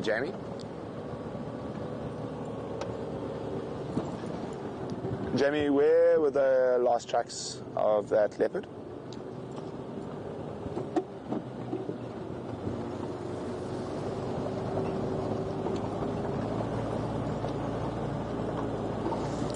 Copy, thanks.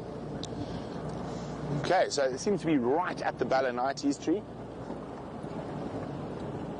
And she said I should go check Triple M. So that is the boundary between Djuma and Arathusa. And so if those tracks have crossed into Arathusa, we'll go to Arathusa.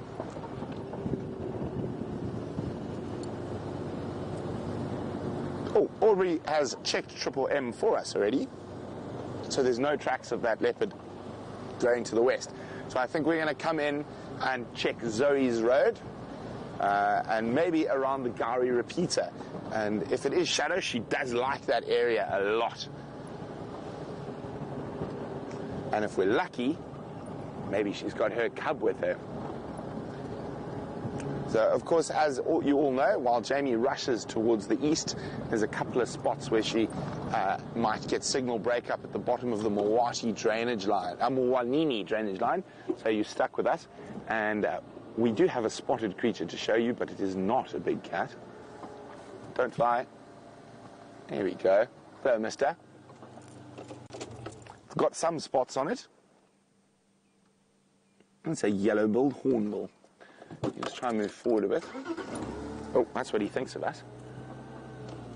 Say when, Dove? There we go.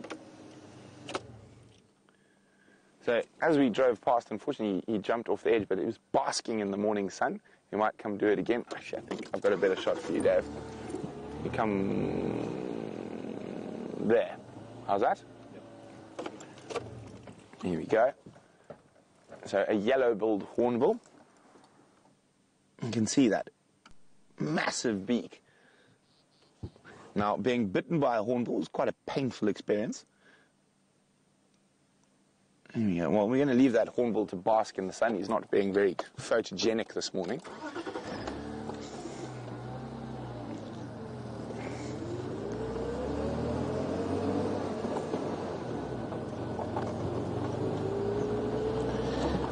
Well, good morning, Marianne. And Marianne's wondering about one of my favorite families of birds we get out here, which is the honey guides. And she is wondering whether we have any honey guides within our Travis area. We do. I've only seen one species here, but there's possibly a second species. But actually, no, it's unlikely due to our habitat that we're going to get the second species. So we get the greater honey guide, which is the most common. We've actually, was it you with me, Dave, when we saw the honey guide? No. It wasn't, I think it was Brian. So I was actually off the vehicle looking at dwarf boerbean tree. Oh. Talking. Turn it down. And on a dwarf boerbean tree, and the honey guide actually saw me get out of the car and started calling it to me, Victor. So it was trying to get me to follow it back to a bee's nest. And that is the only honey guide I think I've ever put on camera here. And I know it was a new bird species for a lot of you. And if you are new, some of our viewers are on over 230 bird species live on camera, and that is incredible. I think there's quite a few guides in the Sabi Sands who'd be jealous of 230 species. But yes, we do get honey guides. Greater honey guide is the one we get here. Now, we do get, what's it now? My brain isn't working this morning. Sharp-billed honey guide. Can occur in the Sabi Sands. I have seen it in the south. Generally, they prefer riverine areas, so along the Sand River or the Sabi River, you're going to find sharp-billed honey guide.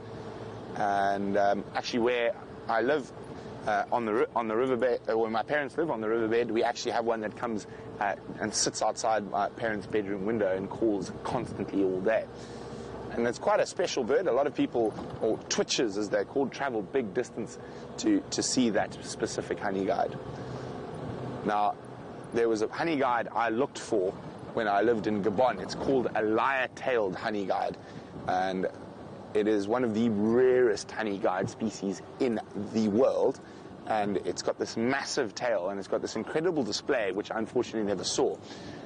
Probably because I was below the forest. I heard them calling, but I never actually got to see them.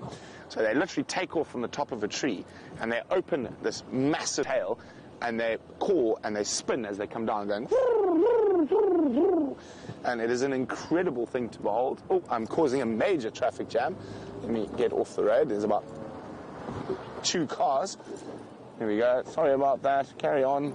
Bye. Off you go. We'll go this way. We're going to head towards, as I said, the Balanites tree where those tracks were.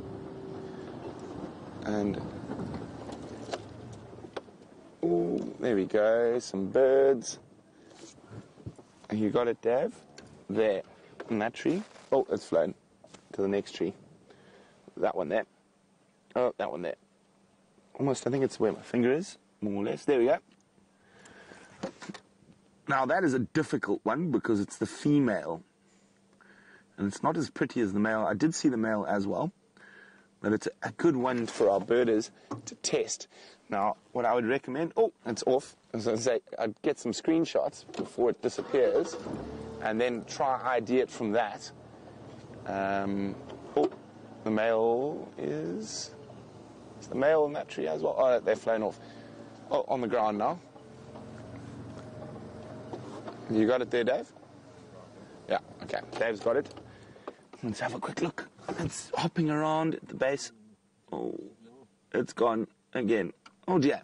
Well, I'll be very impressed with that brief sighting if anyone can ID that bird. So this is your nearly impossible quiz for the morning. What bird was that? And I did tell you it was a female. The male's a lot prettier and much easier to identify. So this is one for the twitchers, since we have been talking about birding. What bird was that? If you know the answer, pop me an email, questions@wildearth.tv, or use the hashtag SafariLIVE on Twitter.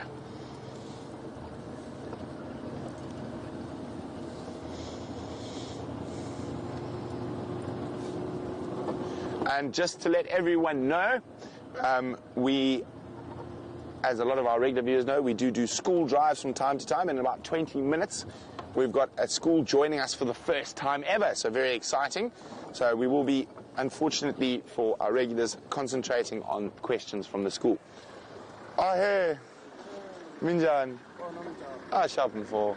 There's Aubrey from Juma. Where's the leopard? No, man. Aubrey's supposed to get a leopard for me. Like, it's... I can't track, you know, so he's got to help me. Thanks, Orbs. Cheers. Cheers, guys. And just to let you know, there has been a leopard seen, and they've all seen it, but unfortunately, again, it is just to the north of our traverse. And it's the old man, Mvula. Now, Mvula gave me a spectacle my last morning before I went to Rwanda, where we had him and Sindile fighting in a tree. It also, that morning, I said a bad word, and Gert and I nearly disappeared into a drainage line when the clutch on Wendy failed completely, and we were sitting at about 35 degrees, so it was steep enough that the brakes didn't even work. But fortunately, we managed to, after the bad word, get ourselves out of that situation. And again, I do apologize for that bad word. I try not to use bad words, but when one is plummeting towards a steep ravine, it seems the choicest word to use. Choicest. That was absolutely vile English. I apologize.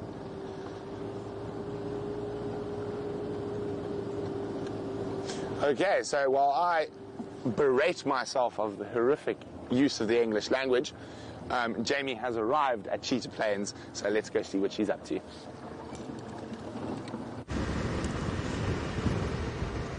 We have indeed arrived at Cheetah Plains, and I'm making my way towards that sighting. Unfortunately, I still need to communicate with some of the other guides on the Game Drive channel, and they can't hear me and I can't hear them right now. So I'm making my way closer to where I know it is, the surprise, the great surprise, and then I will try once again to jump in on that lineup. There's also... No, I'm not 100% sure because I can't really hear, but I think there's a Birmingham boy somewhere here. Oh, we'll have to...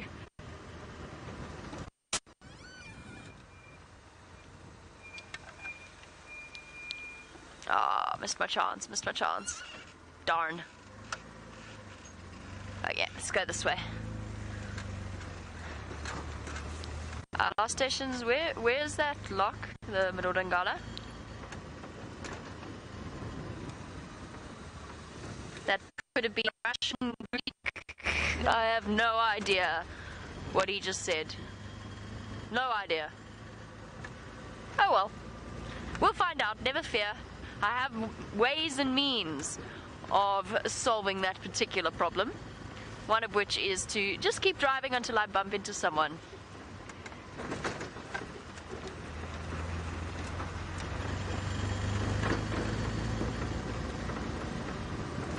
I do copy, confirm it's an open lock.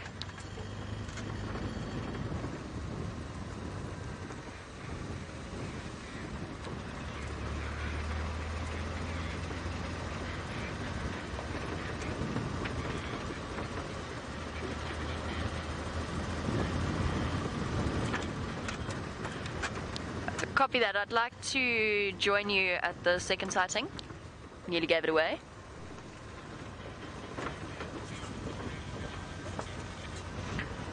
Copy that. Awesome. Thanks. I'll see you shortly. Yay! I can hear things. The Birmingham boy, turns out the word that I couldn't understand was in Coral. Now that's not going to happen, unfortunately. That is north of our boundary. Luckily, some person took mercy upon me. Oh, it's Dave's favorite tree.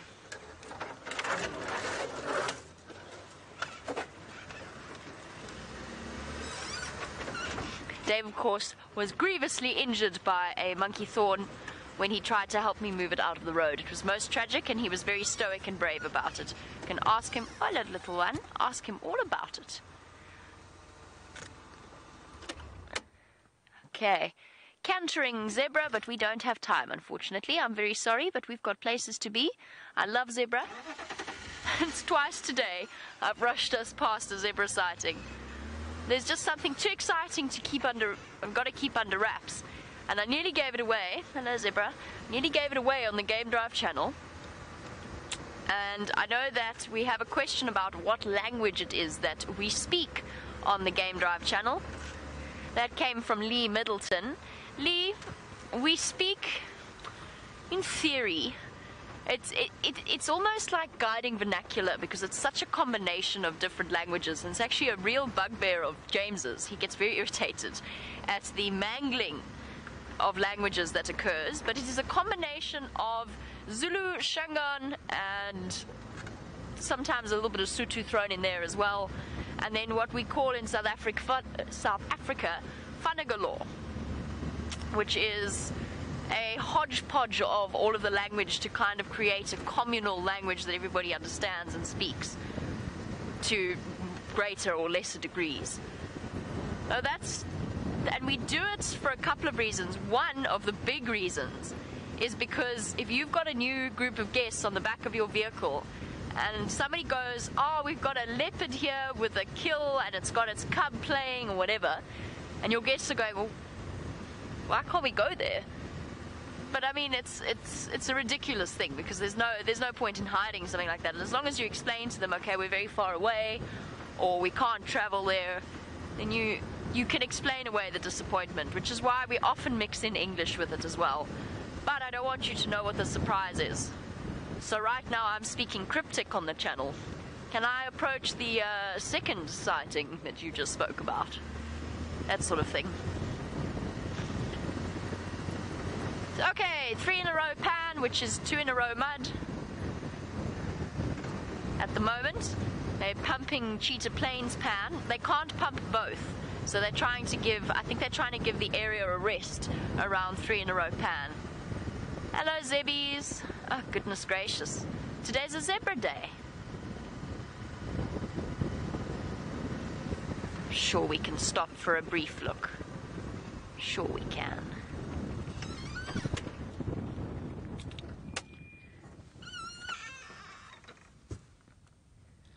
Lots and lots of zebra around at the moment. And Justin S. Yes, this is actually something we were speaking about yesterday. All of our zebra look round-bellied, but of course zebra always look round-bellied. It's impossible to tell whether or not a zebra is feeling particularly hungry on a given day. And that is, of course, because they're red-crested gorehorn calling as well. It's because their digestive process produces a huge amount of gas, which then swells up the belly like a barrel and creates a cacophony of explosive sounds whenever they trot or run away from us. But yes, Justin S., it is true that you can tell a condition of a zebra by the state of its mane. If a zebra's mane flops over to the side, then you know that it is really not very healthy at all. So a zebra, because they are bulk grazers, actually they all seem to be in relatively good condition for now. They don't have to, wait, just start that whole sentence again. Chandra is laughing at me. They have to eat more than ruminants, but their digestive system processes it, for goodness sake, processes it faster. There we go. Because it's a faster system, it's not as effective. So basically what that means is that they can just keep eating and eating and eating and eating until they meet their nutritional requirements, because their body processes it so quickly. Unfortunately, it does mean that they don't get, in the same way, they don't get the maximum nutrients out of the food that the ruminants do. I hope that was all clear to you. It was, I think, an entirely coherent sentence. It went very well. Because I'm so excited about the sighting we're going to. Ooh. This mud pan is starting to smell a little bit. Now, although they look like striped horses, and of course immediately you spring to mind the idea of domesticating them, Zoe Dawn, tame zebra are horrible things. They do not, you want to know whether or not there's ever cases of them being habituated in local villages or something similar. Zebra are, first of all, obviously their backs are not built for work, so it's not an animal that has been domesticated to bear load or bred to bear loads. Hello, zebra. And you see them sort of nipping at each other. It's very difficult to tame a zebra. It doesn't work. I have never ever encountered one habituated zebra that I've got on with. I've been bitten by one. And I have seen many, many other people being bitten by others. They just don't domesticate easily. Bear in mind, of course, that horses have been domesticated over thousands of years of breeding.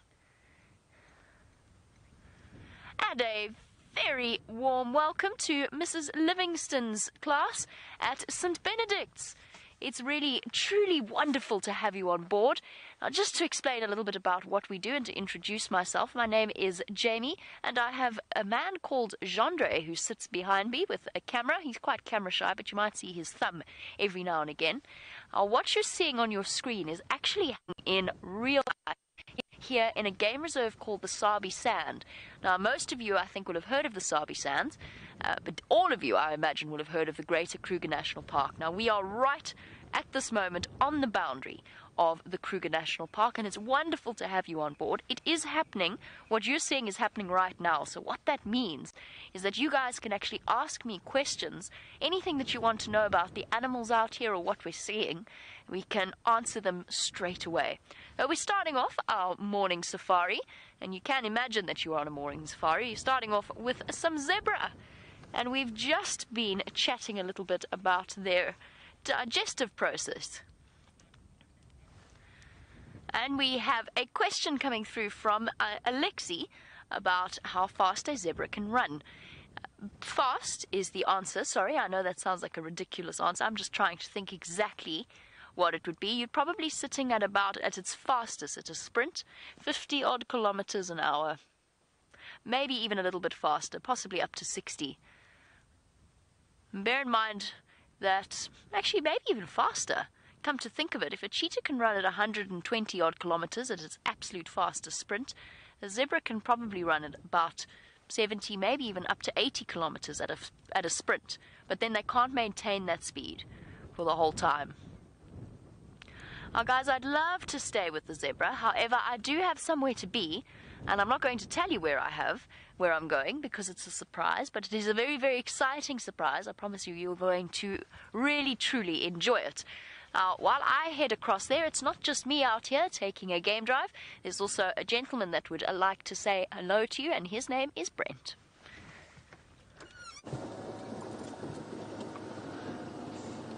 Well, hello to St. Benedict's and Mrs. Livingston's class. Now, strangely enough, I know you guys might not know that, but my cousins actually went to St. Benedict's. So I have been to your school before, but welcome to the Sabi Sands. I'm actually on a dead-end road, and in front of me is how you are saying our picture. So this, and we've got an aerial on the back of the car that sends a signal to that, which then sends a signal to the ladies in final control, which then sends a signal to you. The reason I'm on a dead-end road looking at an antenna is there are leopard tracks in this area, and I'm trying to find a female leopard whose tracks were around here. But I know Jamie's got a big surprise, and she's rushing towards a sighting. And so a very big welcome to St. Benedict's. And again, guys, if you want any questions, send them through to me. I'll be happy to answer them to you. And I forgot to introduce myself. My name is Brent, and you're on SafariLIVE Safari in the Sabi Sands. And I know Jamie explained where the Sabi Sands is. So in a straight line from your school, it's probably about 500 kilometers. And I'm sure quite a few of you have been to the Kruger National Park, and we're on the western edge of the Kruger National Park, but there's no fence between us and the Kruger, so the animals can wander through. So I'm very excited to have a new school. So guys, please, I'm excited for your questions, and anything about the bush, if you want to know how to become a guide or anything like that, please let me know. And I think we should start off, since you are at school and you're supposed to be learning, we're going to start off with a question that you have to answer. So let's think. What do you think is a good one? And guys, I've got Dave, who's my cameraman there. You'll see his thumb. You never see his face. You just see his fingers. Dave, what do you think is a good question for a school? How old are they? 9 years old. I know. Why don't you guys tell me what animals make up the big five? So come on, guys. I know you must be smart because you're at St. Benedict's. So let me know what animals make up the big five and send your answers through to me. or to Jamie at that fact. So what animals make up the big five?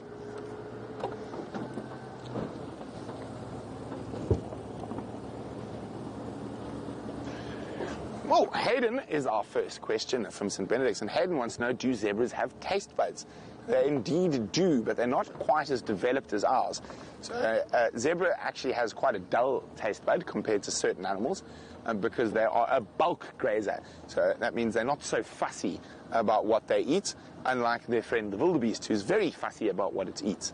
So zebras do have taste buds, and but they're not quite to the same degree as what we would consider our taste buds. Oh, the elephants have made a road block, and I have to drive around it. And as I said, we are looking for a female leopard whose tracks were in this area. So fingers crossed that St. Benedict's is going to bring us some leopard luck.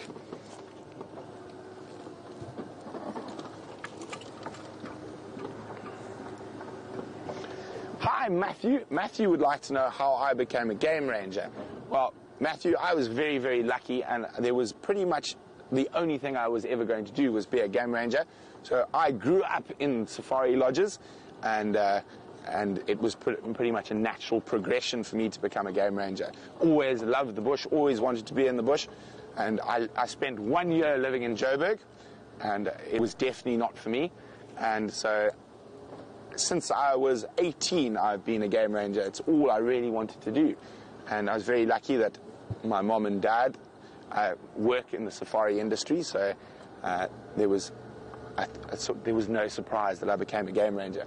But the one thing I love about being a game ranger is I get to learn every day. So even though the bush, people might think the bush is the same, there's always something new. Every single day we're out here, we get to learn about something. And if we don't know anything, it's actually quite exciting, because it means I can go home, I can read, I can learn more and more. And it is a very exciting job. And I'm sure there might be 1 or 2 future game rangers in your classroom.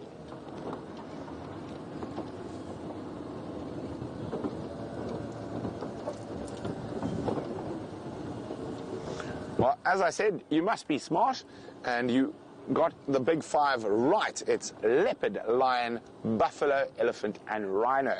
Now, I was only asking you what the big five is because I got a harder question to you. What is the small five? So, Mrs. Livingston's smart class, let's see how smart you are. What is the small five? And we know what the big five is. Now, the small five take their names from the big five.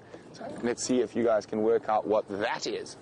Now, you'll see me talk on the radio from time to time, and that's because I'm in contact with all the other cars around, and we're all working to try find these animals together. So if someone finds an animal, they'll tell me on the radio and I can go there. Or if I find an animal, I can tell other people where the animal is. So I'm going to be on the radio quickly because I'm on the border of 2 of our areas, so we can drive on Juma, and this is Arethusa. So I've got to change radio channels to find out what's happening on Arethusa. Morning stations, can I have an update for Safari and Dow, please? Standing by.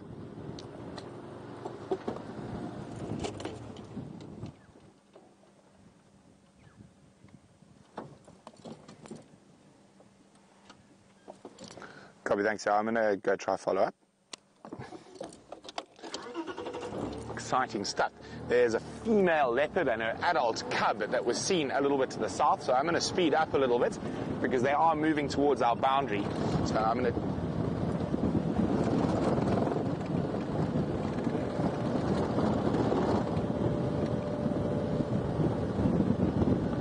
Copy, thanks very much, Davi. Okay, so she is heading south towards our boundary, so I'm going to speed up a little bit. And John is wondering if we have wild dogs here. We do, and wild dogs also happen to be my favorite animal of all the animals we see. I love lions, leopards, elephants, impala, and kudu, but for me, wild dog is the best animal. They're the most exciting to follow, and they go really, really fast, so I get to drive really, really fast after them. Okay, so we are going to speed down towards the south, and hopefully we'll catch up with that female leopard and her adult female cub. We can't really call her a cub anymore. She's over a year old, so we can probably call her a sub-adult. And she is a relatively new leopard for us. So the leopard territories are changing at the moment. And this female leopard is moving further and further to the east, pushing the other leopard who I was looking for into her mom's territory. So it's very interesting. That's what I was saying. You learn something new every day. You get to see something new. And the different dynamics between the animals is constantly changing.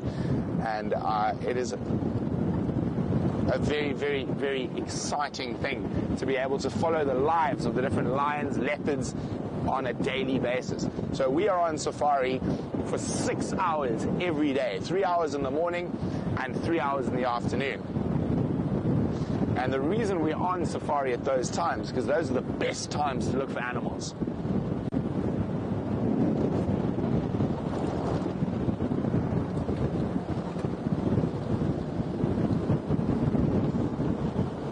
So Michael J is wondering, are water monitors dangerous? Well, if you jump on them, they can whip you with their tail, and they do have quite a nasty bite and a lot of bacteria. So if you're just watching them, they're not dangerous. They generally tend to try and move away from you. But if you try to catch them, they can be dangerous. Sorry, guys, it's going to be on the radio quickly. Sorry, stations update from the north. There's a filet and clove in Buffelshoek, and all the Ngala are on it at the moment. So, as I said, we talked to everyone on the radio, and there we go. There's one of the other game drives. We're just going to say hello to Roy as we go past. Morning, morning, morning, morning. How are you, Roy? Nice to see you. I'm trying to go fumble for Salahesh. Hopefully she hasn't crossed. Yes, okay. Okay. Enjoy, guys. Good luck. Cheers, Roy. Yes.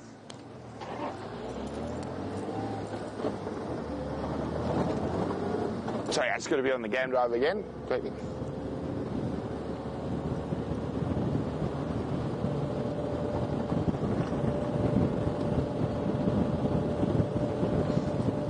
Just got to update.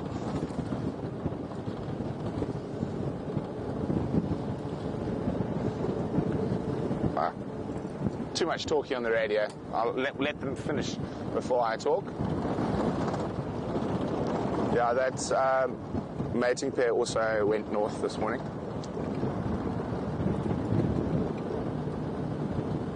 So here we go. So there's a dead elephant, but outside our area, and all the lions are there. So that's why I don't think we're going to see any lions, but hopefully we can see some leopards.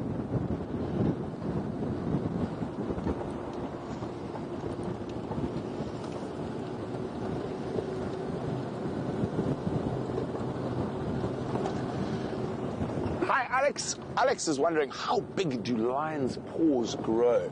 Now, a big male lion, Alex, can have a paw that's just a little bit smaller than my hand. Probably as wide as my hand, but not as long.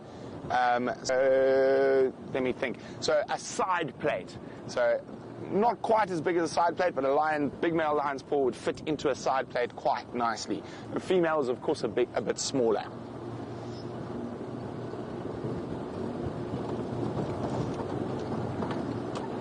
So as you can see, we're in that dry season,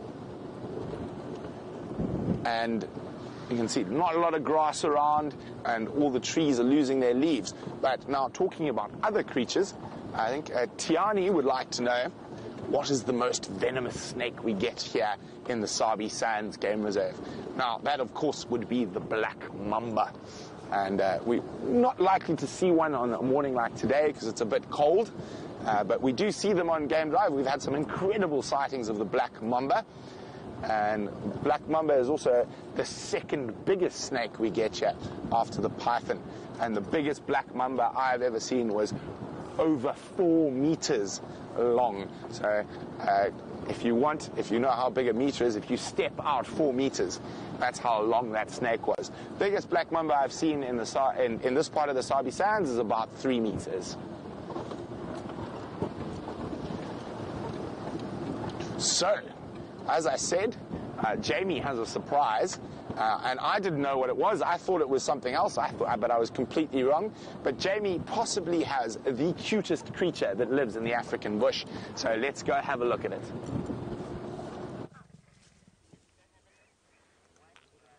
The cutest and fiercest creature that lives in the African bush. We have a bundle of lion cubs just for you to enjoy. Aren't they absolutely incredible? Their mothers have caught a kudu. Most of it has already been finished, but the cubs are now devouring what is left of it. So a little bit gory, but still amazing to watch. Oh, just listen to the sounds they're making.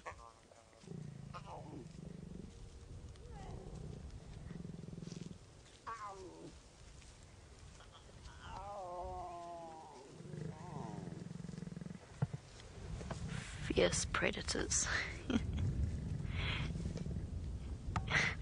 That lioness is not happy with them. She's got a full stomach, she's just been hunting, and all she wants to do is lie down and sleep and give herself a clean.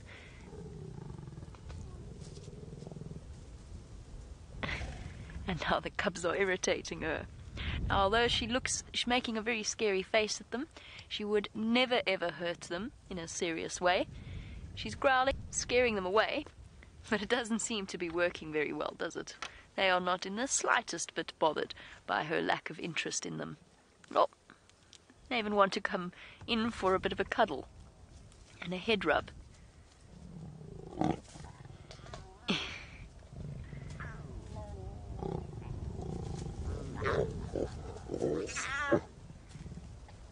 See, even though she is capable of taking down an enormous buffalo, she's still phenomenally gentle with the cubs, even when she's cross with them, and she's basically shouting at them, disciplining them, telling them not to irritate her or to be in her personal space, but she does it really, really gently, so it looks scary, and there's lots of growling and rumbling, but ultimately totally gentle when she pushed that cub away. Oh, and they're all gathering together now in one pile of lion cubs. This is so amazing. It doesn't matter how many times you see these amazing little creatures. It never ever gets old. There's definitely two different age groups here. So two different moms. You'll be able to see that just in terms of the difference in size. We've got an older set of cubs and a younger set of cubs.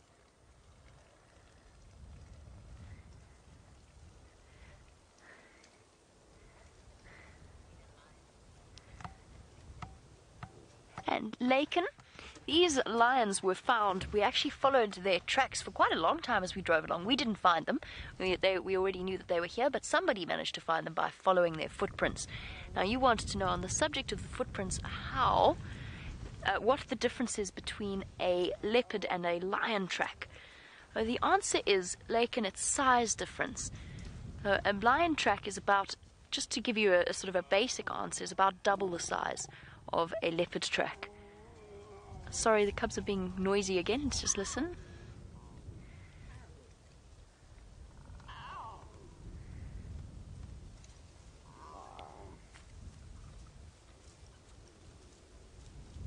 Already, at only 3 months of age, they are already pretty much only eating meat. They are totally weaned and have to fight for their right to a piece of the carcass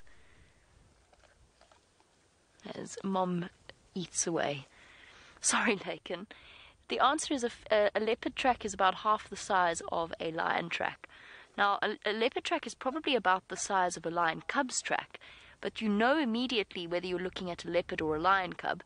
First of all, because the shape is slightly different, but most importantly, because you'll never find a lion cub walking on its own.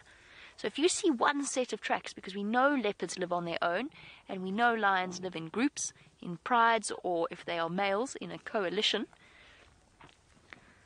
we know that they will always have other tracks with them.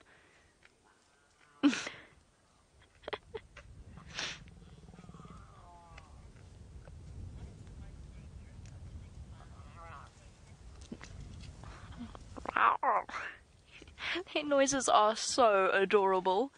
They're so cute. Now, although the lion has a fearsome reputation, and that lioness just gave us a clear indication as to why, with her sharp teeth growling at the little cubs, the most dangerous of the big five is not a lion. It is, in fact, just in terms of statistics. So, Tate, you were wondering about which of the big five is the most dangerous. The answer is the buffalo. The buffalo is the most dangerous of the big five, or at least responsible for the most human accidents. And that one of the biggest reasons is because if they decide to charge, they usually go through with it. Whereas with lions and leopards and even elephants to a big extent, if they decide to charge you, they usually warn you first. So it's up to you to move out of their space if you have upset them in some way. Lionesses are much, much more dangerous than the male lions. They also, especially when they've got cubs, they become far more dangerous. But even then, if you encroach on their space, if you upset them in some way, maybe you've come across them on foot by mistake, they'll growl at you, and they'll let you know that it's time to move off. So they give you plenty of warning. Brent said that these are the cutest things in the bush, and he may well be right. Oh, are you exhausted? Have you got a very full stomach, little cub? And the wonderful thing about lion cubs is that they are constantly playing. Michael, you want to know how old the oldest lion is? I think the oldest set of cubs is about coming up to 4 months old. This little one looks like it's a bit younger than that, maybe 3, maybe even younger than that. But the oldest lion will be one of the lionesses, and to be completely honest with you, I don't know how old the oldest lioness is.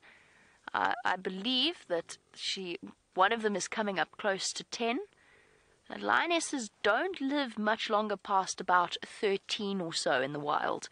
They may live up to 16 in exceptional circumstances, depending on how much food is available, how big her pride is, but they generally don't live for very long. They're kind of like big dogs in that respect. Aww.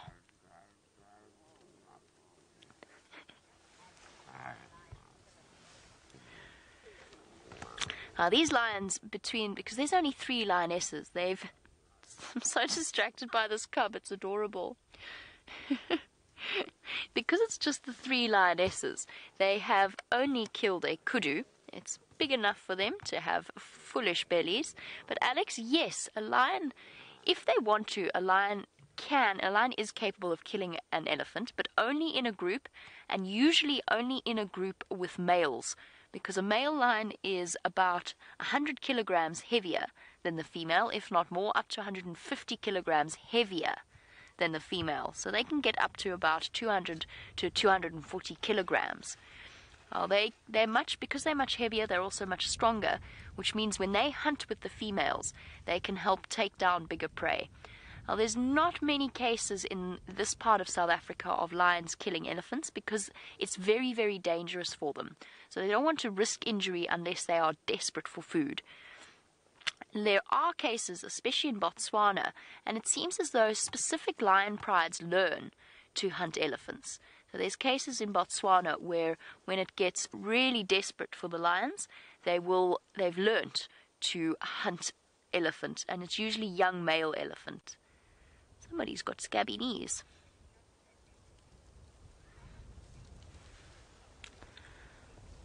Oh, it's a perfect place to sit. Lexi, you wanted to know then, how does an elephant defend itself? Well, usually, because they're so big, they can just chase off the lions. And if it's a member of a herd, if it's a female or a calf, the rest of the elephants will try and chase those lions away. They'll usually help to protect it.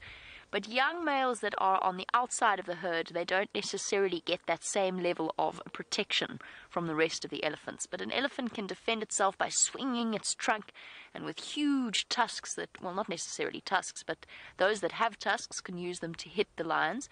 But basically, they are up to 5-6 tons in weight.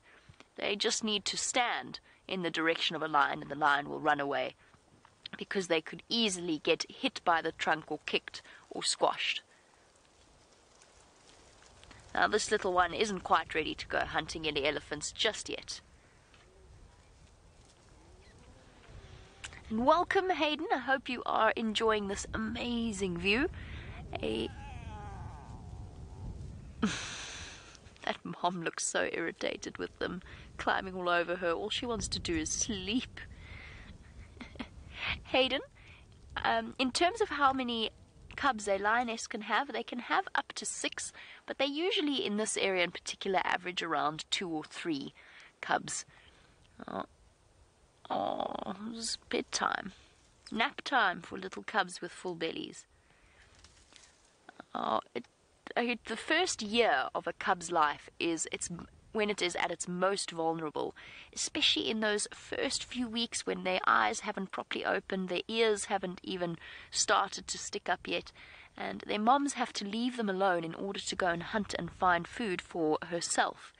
And they get left alone, hidden away, because they're too small and too weak to keep up with their mother. And that's the time when that life is most dangerous for a lion cub, because anything could find them. But these guys have been lucky, they have survived, and once they reach a year old, then their survival chances will increase tremendously. Now, Chad, we don't have any white lions that we know of here, but we are in an area where you could potentially see them. Oh, where are you going? Are you going on an adventure? Are you going exploring? What a brave little lion cub. Sorry, Chad, I will answer you properly in a moment. Right, he's off, he's had it. He's gone. Kudu's finished. Oh, I'm going to go and have some space from... Talking to the younger cousin.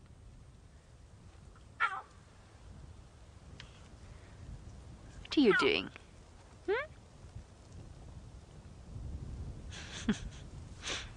Sorry, Chad. I got interrupted because there's just too many places to look. We could actually indeed get white lions in this area. Oh, hold on, there's a little cub walking right next to the car. Just look at that. Isn't that incredible? See how comfortable they are with us? They didn't even look at us. Just moving off to go and find the rest of the... Oh! Got company. And our bold lion cub is off on another adventure, leading his younger cousins astray. Where are you going? Looking for some space, I think. Calling. Sorry, Chad. I keep getting interrupted because these lion cubs are just so amazing. Chad, we could get white lions here. So the famous white lions are in the Timbavati area, which is one of our neighbors. Oh, goodness, cubs everywhere. It's one of our neighbors, so the lions could move from the Timbavati to here. And, of course, a white lion is just a normal lion with a strange genetic pattern. So a lion could be this color, tawny-colored, but she might carry the genes for a white lion. And if she mates with another lion with those genes, then there is a chance of a white lion being born. And there's always the possibility that a white lion will be born in this area in the future, but we don't have any at the moment, at least not as far as I know. Look at them all. They're all going on down the road. Now, I mentioned that lions are not the most dangerous of the big five because they usually give you a warning when they are upset or when you're too close. Laken? Yes, I have. Oh, I have been given a warning by lions before. Lots of times, actually. So what we sometimes do is we get out of the car to go and look for lions. So we track them. And even then, sometimes we're just walking in the bush, and you can imagine sometimes you just accidentally find a lion. So I've been warned by lions before, and the very, very important thing to remember is you must never, ever run. Never run from a lion, because as soon as you start to run, they start to realize that they've got the advantage and that you are, and then it makes them think that you are prey. So you never run from a lion. You can walk backwards slowly, but never, ever run. And the truth is that lions are far more afraid of people during the day than we are of them.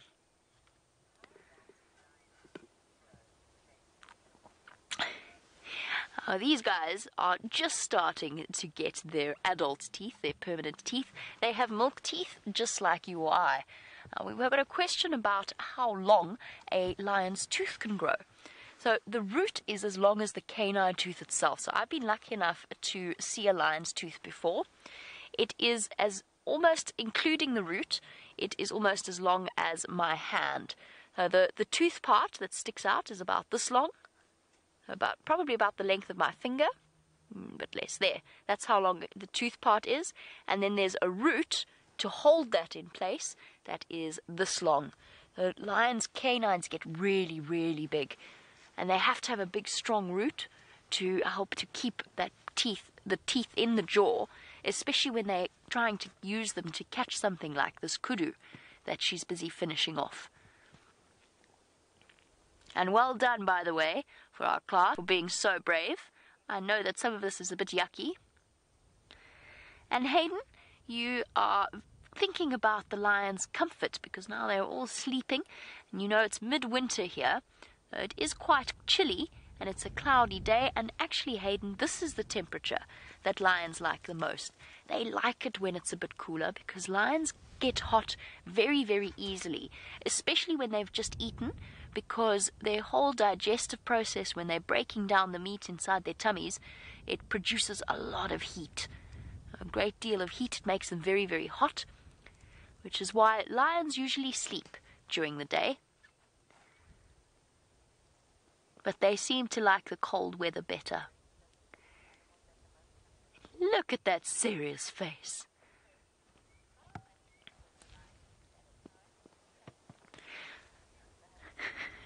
It's sort of absent-mindedly scratching its face.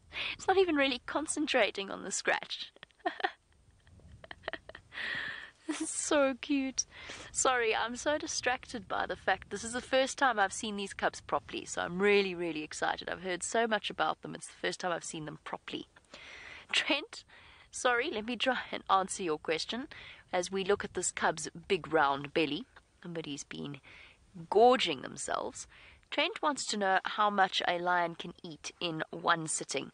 So the amazing thing about all predators, Trent, is that they eat really, really quickly, as much as they can, as quickly as they can, because they never know when they're going to lose that kill to something like a hyena, for example.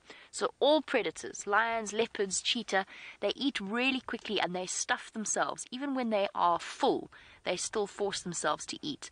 A lioness can eat up to 20 kilograms of meat in terms of when she finishes off a meal. She might not eat it all in one go, but that's a lot. Think about how much that is. But she'll eat that over about a period of about 3 days, maybe even less, because in this case she's had to share a kudu with 2 other lionesses and a whole bundle of cubs.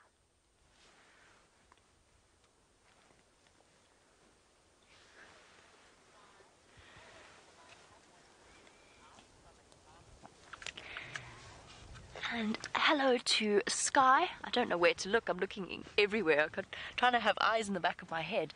Sky, it's wonderful to have your question. You wanted to know how old a lion cub would be before it leaves its mom. If it's a female, Sky, it might never leave its mom. It'll actually stay in her pride. There we've got them. Look, already showing signs of plenty of independence. Quite happy to go wandering down the road and sleep there. That's because lions are social cats. Their bonds between the family members are really, really close. So pride is actually made up of females and their sisters, aunts, mothers, cousins. It'll be a whole group of females. But if a cub is a male, then at about 2.5, 3, sometimes even up to 3.5 years old is when they get kicked out of the pride. And sometimes they don't even want to leave, but their moms no longer tolerate them in the area, and their dads don't tolerate them in an area. We always think of a pride of lions as being a male with some females, and that's not actually how lions work. The females are part of the pride. Females and their babies are a pride, and then you get males that move through an area that have a territory with the females, but they are something completely separate. Now, they are called a coalition. Might be one single male, or it might, if it's lots of males, then it's called a coalition of males. And a coalition of males can have lots of different prides that they spend time with. Oh, kick to the face.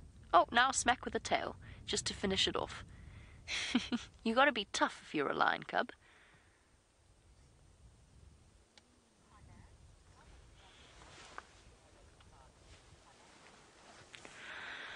Sure, Connor has asked a really, really good question, which is how many types of animals do we have in the Sabi Sands? Oh, Connor, so many. I'm actually not even sure how to begin to count because, of course, we've got all of the mammal species and we've probably got up to about 20 different types of antelope. Then we've got all the big cats, so now you're looking at maybe 25, including hyenas and wild dogs, and then you go up to 30, including things like elephants and buffalo and giraffe. But that's just the mammal species. But in terms of animals, we've also got over 300 different types of birds and lots and lots. Too many insects for me to even tell you how many insects we have. I don't even know how many insects we have. And then there's the snakes and the crocodiles and the rock monitors. But we've got so many different types of animals. Now, we're really lucky because we're sitting with lions and we're sitting with lion cubs and a kill. And that's really, really exciting. But it's important to remember that it's not, being in the African bush is not just about the sightings like the lions or the leopards or the elephants. It's also about the small things as well. It's about learning about the insects and the trees and the way that everything interacts with each other. So we've got lots and lots of different types of animals. I couldn't even begin to count how many we have. Hundreds and hundreds, thousands even, including the insects. Our lovely lady is finished eating.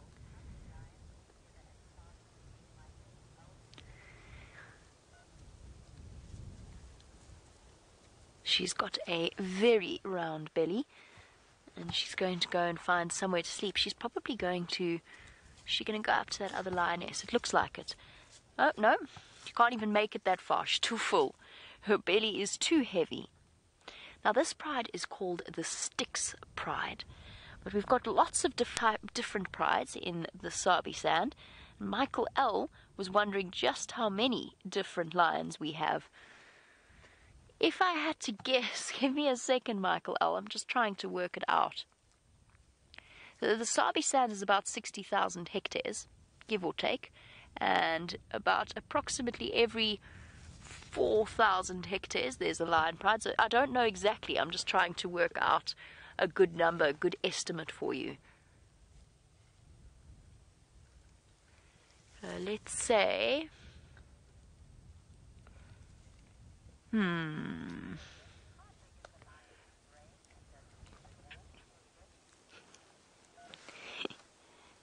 I'm sorry, I'm still trying to do maths, but I'm distracted by a sleeping cub. It's very difficult to do maths when you're thinking about other things.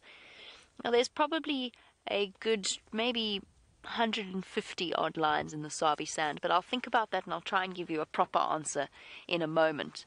Hayden, a really lovely question coming through from you, which is, how big is a lion's brain and does it use it all? Which is a very good question because, no, they generally don't. They're very instinctive animals. They hunt, they sleep. They're not, in experiments that they've done, it shows that they're not necessarily problem solvers. They're clever in their own way. They're clever in terms of surviving. They're clever. I want to see what these cubs are doing as well. I don't want to turn my back on them for a second. They're clever in terms of survival and looking after themselves and each other. And their instincts are incredible. But they are not problem solvers in the same way that we traditionally think of something being clever, like a chimpanzee or a gorilla or even an elephant or a hyena. Lions can't really solve problems. But that doesn't mean that they're stupid. It just means that their brain gets used for different things. Chandra, sorry. I know we're looking at these cubs, but can we look at this cub now? Sorry. It's busy having a bath. And it's just too cute.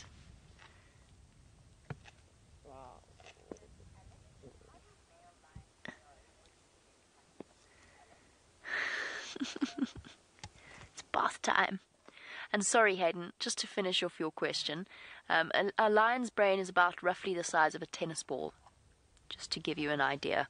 So it's, despite the fact that their heads are enormous, Their brains are just a little bit larger than a tennis ball, mostly protected by the thick skull. Alex, how does a male lion know that he is the father of a cub? Well, Alex, once a male lion has established a territory, his territory will include a couple of different females, and he will know which females he has mated with.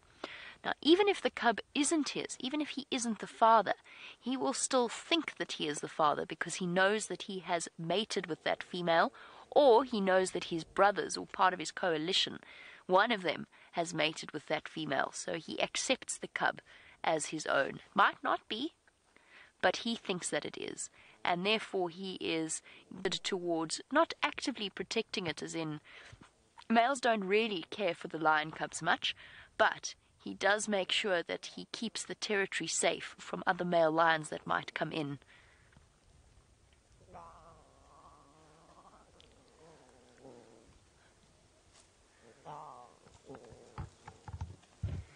If this is a female cub, this bond with its mother will last for the rest of its life.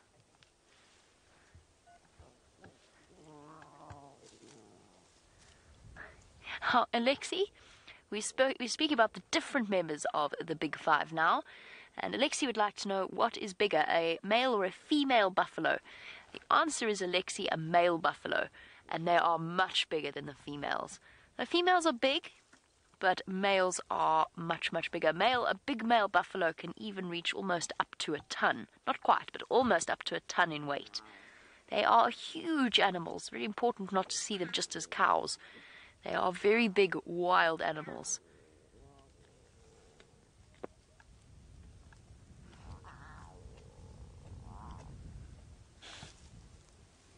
Talking to Mom.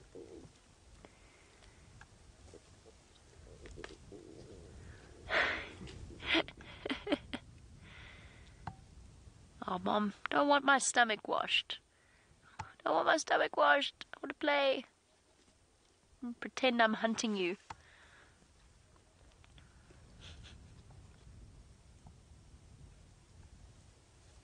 This is so cute. Now, big cats are true characters. Now, these females have had a hard time. These little cubs are the first litter of cubs that they have had in a year. And very, very sadly, the last litter was actually killed by the male lions that are now the fathers of these cubs. And it might seem really sad, that might seem really rough for us from a human perspective, but that's just the way that lions work. They're not governed by the same rules that human beings are. They just act on instinct. Oh, so many big bellies and so many exhausted little lion cubs. This is one of the younger ones.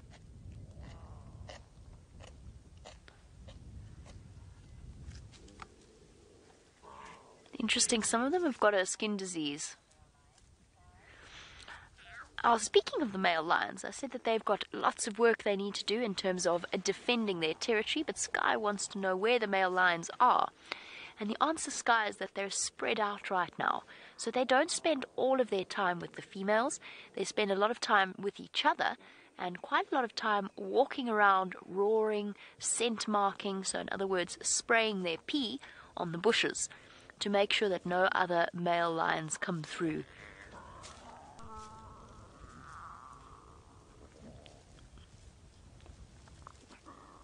So right now, Sky, one is about, I would say, about 1.5 kilometers away from this.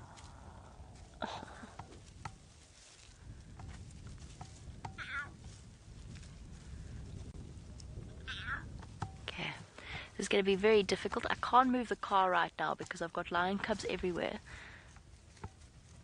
Oh, luckily she hasn't gone too far away.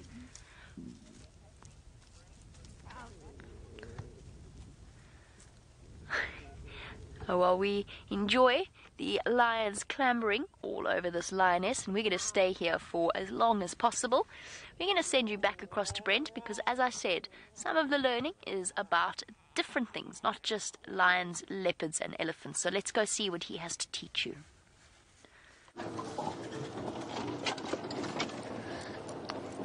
Welcome back. So, as you can see, I'm not on a road, I'm just driving through the bush. And I am looking for a female leopard, but it seems like she is evading me this morning. But apparently you guys want to see some trees. Actually, there's a nice tree. Now, oh, there's a nice tree. There's a nice tree. It doesn't have any leaves at the moment, but it's still a nice big tree. And I'm hoping while I look in the tree, we're going to find a leopard sleeping in one now. But so far, no luck. But there we go. That's a big marula tree. So you can eat the fruit, and of course there's no fruit now. It loses its leaves during the winter months. There we go, a marula tree. Now, of course, everyone knows elephants like marulas. They don't only like the fruit, they also like to eat the leaves and the branches and the bark. And we're going to show you, while we keep hoping for a leopard to appear, what elephants can do to a tree. And there's a nice one there. So elephants have tusks, which are just special teeth. And you can see this marula tree is actually dead. And the elephants have eaten a lot of it. If we look lower down, we can actually see where they've used their tusks. You can see here, so the elephant has pushed its tusk in here to rip off the bark. And this is dead bark. But normally, you see this red layer here, it's what takes the water and minerals from the ground all the way up into the tree. This marula tree has died, and it's probably died because of elephants. The elephants haven't taken all the bark around, but what happens when the elephants remove the bark, they expose the center here, and you can see these little lines and all the little holes. And those are mostly from longhorn beetles or wood borer beetles. So once there's a little patch that dies, the borer beetles get into the tree, and marula is a very soft wood, and they actually kill. Oh, there's a big one. So there's a really big borer beetle. That's probably from a giant longhorn. And in Shangaan, they're called mbungu. And there's a very cool thing. So they're big white grubs. They get probably as big as this. And they're very, very tasty. Now, can you imagine eating a big white khocho, a big white grub? And tastes very nice. It tastes like bacon when you fry them. But can you imagine bacon? It tastes like bacon, but it feels like snot. So it's very slimy, snotty bacon, but I quite like them. And a tracker I worked with for many years, literally, if he saw a dead marula like this, he'd want to push it down so he could get to all the grubs inside. And he used to fry them up, and he used to eat, I've seen him eat a kg of big white khochos. He really liked those things. Okay, so unfortunately I think that leopard's evaded us, so we're going to head towards the Arathusa waterhole. Maybe there's a hippo there, and the waterhole's nearly dry because we are in a drought. So you guys would like to know how many of those bugs I've eaten? Oof, over the years I've probably eaten 100 or so. It's very, very rude to not accept when you are given a bug to eat. Now, I've eaten lots of different types of bugs.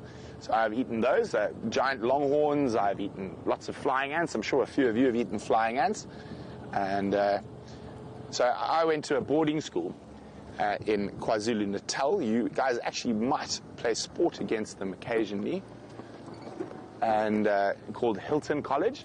And I grew up in the bush, so I used to have a teacher who lived with us in the bush. So when I was your age, I had a teacher who lived with us in the bush. So, and you guys are going to get a big shock. I used to start school at 5 o'clock in the morning. So my dad, being my dad, he's a different type of guy. We got a teacher who actually taught at St. Benedict's before she came to teach us, amazingly enough. So she came and she only taught my brother and myself. And so my dad said, well, to your school, what time do you want to start school? Because we lived in the bush, we said we want to start school at 5. So we started school at 5 o'clock in the morning, and we were finished school by 9:30 every day. And then we used to go out with the rangers into the bush and stuff like that. But when I went to boarding school, and I'd been living in the bush my whole life, and eating flying ants is something we do. So at Hilton, we had a few kids who were from Joburg, and one of them was a guy who'd never really been outside much, and we had a big discussion, and flying ants came out everywhere, and I grabbed the flying ants, and he was like, "Oh, gross! I'll pay you 100 rand to eat it." So I was like, "Okay, will you pay me 100 rand to eat more?" And I just kept eating, and he kept giving me money till he realized that I would probably keep eating till he had no more pocket money left. So it was quite funny. But we've got some impala here, a little group of boys. Ooh.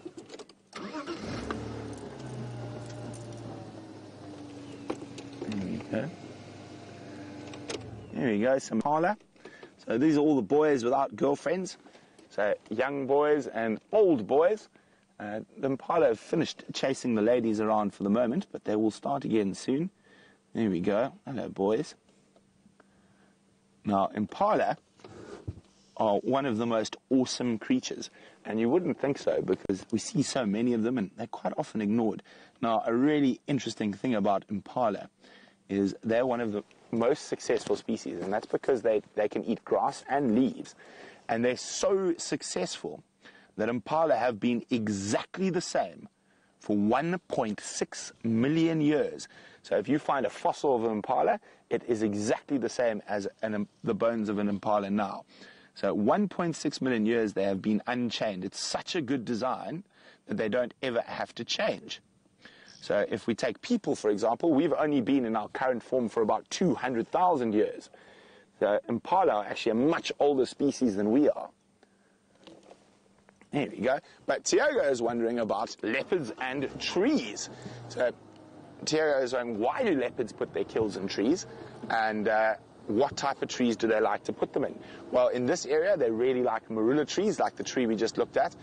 But it all depends. Leopards put their kills in trees so they can protect their kills from lions and hyenas and other predators.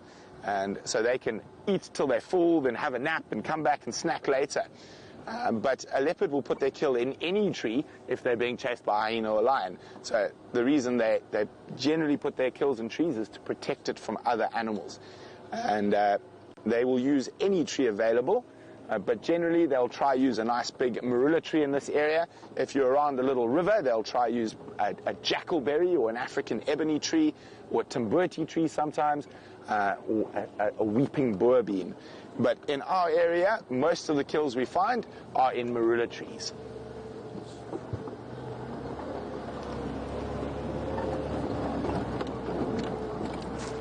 Oopsie. I think it was Tatum would like to know, do we have honey badgers here?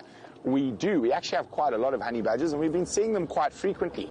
So it's always easier to see honey badgers in the winter because there's not lots of long grass like there is in the summer. And because honey badgers are quite short, in the summer months we don't see them too often because they're below the grass. But now in winter, when there's no grass, we do see honey badgers very often.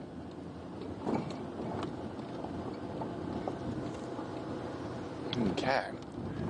So we're driving past Arathusa Safari Lodge, so that is where people from all over the world come to stay so they can go on safari.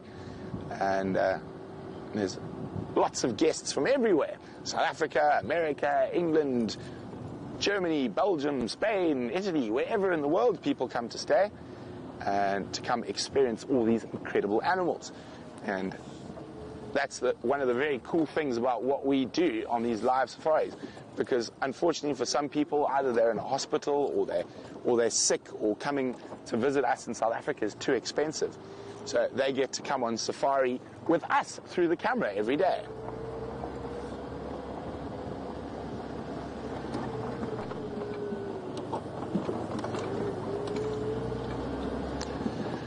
Well, hi, Cristiano.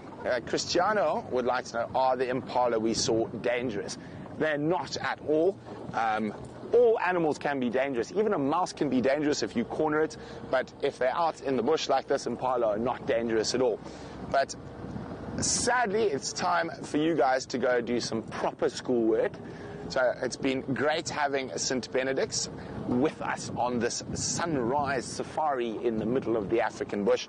And remember, guys, you don't only have to watch at school, you can watch us after school as well, and you can do that on the web, on the interwebs, or the website. I'm very bad about interwebs and stuff like that. The internet, that's the word I was looking for. So you can ask your teacher where to find us on the internet, so you can watch us when you're at home after school. But now it's time for you guys to go do some schoolwork. So from Jamie and myself and the rest of the Safari Live crew, it's been wonderful having you, and hopefully we'll see you again soon. So bye-bye to St. Benedict's. And again, hello to the rest of everyone. Thanks for bearing with us through the school. As you know, it's so important to enrich the youth, and hopefully we've got some future game rangers and conservationists there.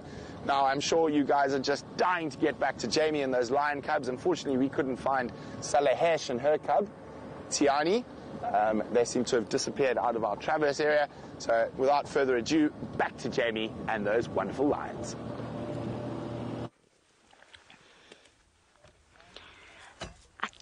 I still cannot believe that we are sitting here in this sighting alone. We've got this incredible moment all to ourselves. Just listen to these cubs. Or you could all choose this one moment to go quiet. This poor mom, at one point I counted 5 or 6 cubs attempting to suckle from her at one time. And she is allo-suckling. In other words, she's suckling cubs from 2 different litters. One that's probably her own, and then the other that isn't. We've got one large lion cub that managed to squeeze its way in there and have a drink. And then a couple of the slightly smaller, slightly younger ones. Oh, this one is still intently focused. And it has done very, very well to manage to keep onto that nipple, because it's been absolute chaos, as you can see. Oh, dislodge. Oh, back again as quickly as possible before that nipple is stolen away from it. How utterly irresistible are these cubs? I can't help feeling sorry for that poor lioness. She's just got cubs attached to her. She rolled over and there were just cubs rolling with her.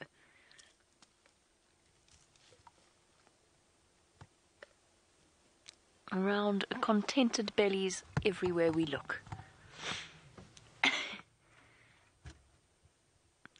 I mentioned earlier when we were on the school drive that I've noticed quite a few of them have got some kind of skin infection.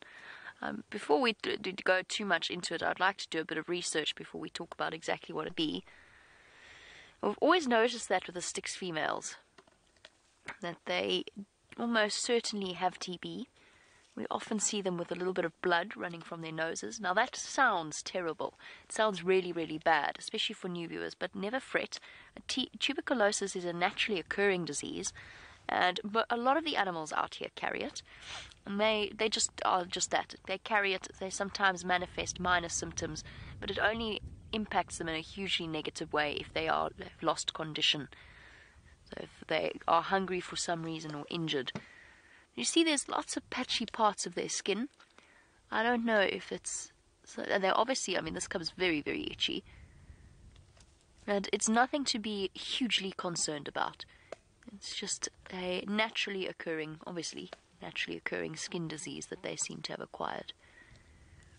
Which is what gives them the patchy, scabby bits around their elbows and their joints, and especially around this cub's face and the balding patches. This one's not so bad. I noticed it's worse on some of the younger cubs. Oh, you itchy little one. And all of them have found their place. The pushing and shoving for now has come to an end, and we are getting to enjoy our very first proper sighting with the Styx cubs. All 8 of them present and accounted for, and thoroughly well fed.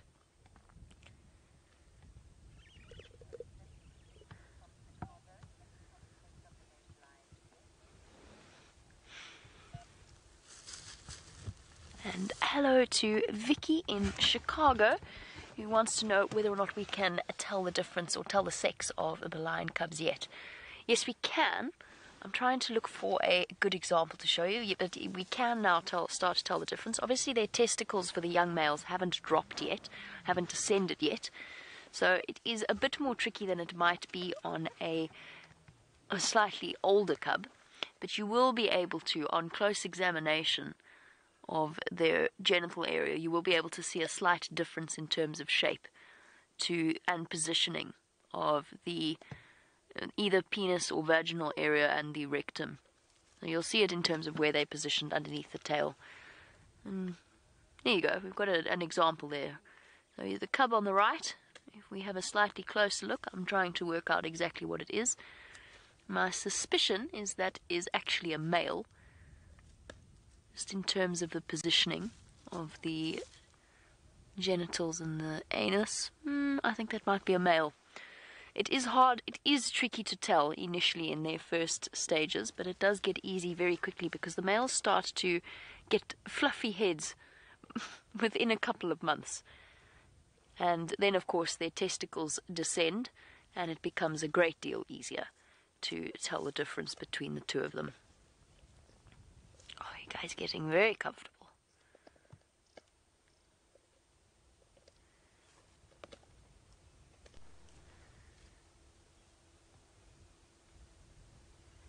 And of course, one thing we hope for whenever we see lions like this, I don't know what I personally hope for. I don't know that I could actually put this opinion onto everyone. And personally, I would love to see lots of females in this, and the same with the Nkuhumas, particularly after, with all of the chaos and the trials and the tribulations of the two prides that we see with the Birmingham Boy takeover. It would be nice to see a recovery of their numbers. The Styx Pride lost all of their cubs last year, and there's only the 3 of them at the moment. The Styx Pride is a bit confusing because they've got breakaways, and I'm not entirely sure because some of the different lodges call the different breakaway prides a completely separate name. But it would be very nice to have a group of females. But then, of course, you also don't want one poor lone male that ends up in a position like Julia, where he has to go and wander off and try and find a friend to help ensure his survival. You want maybe, I don't know, in an ideal world, have 3 males and the rest females. Just flights of fancy. Now, Shamsun, the one thing that the male cubs will absolutely not be allowed to do is join their father's, piece about to fall off, is join their father's coalition. There's absolutely no way they'll be allowed to do that, which makes sense, because if you think about what a coalition is about, it's about passing on the genetics. So if they were to join their father's coalition, they would end up inevitably mating with their mothers, sisters, cousins, and so on. So it's a system that prevents inbreeding. So no, their fathers will not permit them to join their coalition. There are 1 or 2 weird recorded cases of that happening, but you can see how ideally nature wouldn't want that to be allowed to happen. So they go off on their own. If there are males of a similar age in a group, then almost inevitably they leave together and they form a coalition together. If it's just one lone male, then he'll go off on his own when he is forced to. They often stick around a bit longer than the groups of males because they don't have any support system. It's a scary, big, wide world out there to be a lone male lion. It's a dangerous time of their lives. But if they've got cousins or brothers, they will absolutely form a coalition. But don't be fooled into thinking that all lion male coalitions are related to each other. As I said with Junior, he's been trying to find himself a buddy. You're going to sit here. Oh, sorry, let me finish that sentence. I got distracted. Let's finish that sentence. Male coalitions can also be formed by completely unrelated males. Right, we're going to sit here for the last few moments of the sunrise safari. While we do, I know that Brent would like to say a quick farewell.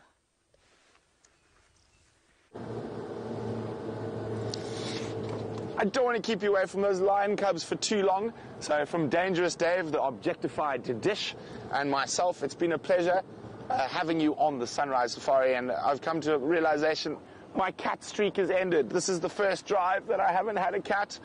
I'm going to have to rectify that and start again on the Sunset Safari. So let's not waste any time and send you back to those gorgeous little lion cubs.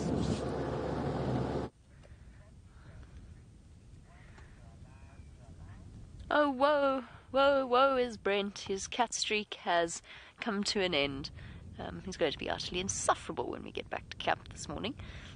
No, I'm joking. I'm sure his cat streak will be back with a vengeance this afternoon.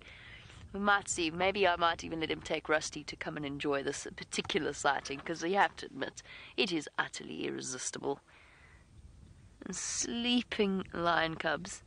I think this is all 8 of them now.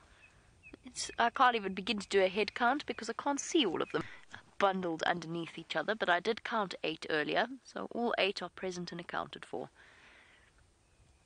And I think this is what they're going to be doing for the rest of the time here.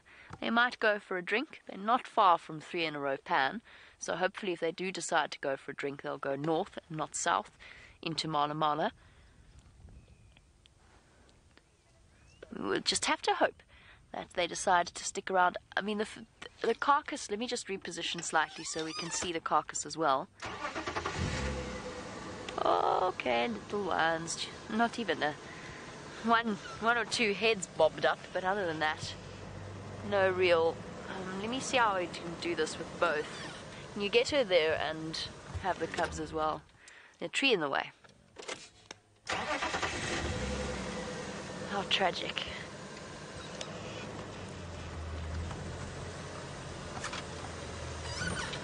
Oof, I'm pushing my luck here. A little bit. No, I can't really. Well, I suppose I can just plant myself in the middle. It's okay, little one. It's alright. We've stopped here. I can't really do too much, but as you can see, most of the kill has now been finished off, and there's really just the scraps that the female is feeding off. I think there's a chance that they might have moved by this afternoon, but hopefully they decided to go to water. It's also quite cool today, so they might be more mobile than they would otherwise be if it were 40 degrees. But prospects for this afternoon's sunset safari are very, very good. Perhaps another bundle of... and once the lion cubs have digested their meal a little bit, perhaps they will be more intent on being playful as well. Just some bones, rib cage and the big leg bones left. What an absolutely stunning way to enjoy the morning. Oh! Mom has rolled over, cubs flying. One brave little soul has managed to trying to stay attached.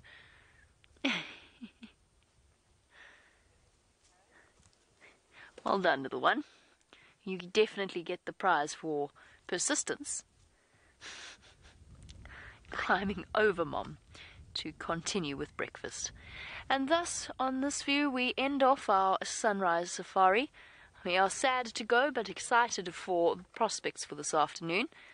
A big thank you to Gendre, as always, for his fantastic camera work, and I'm sure you're all very happy to see Brent back as well with Dave. And thank you to Rebecca and to Chelsea in final control. Most importantly, oh, look at that. Sprawled cubs everywhere. Most importantly, a big thank you to all of you for joining us. We're going to leave you with this incredible view for now and say goodbye to you all. Have a fantastic day and join us in a few hours.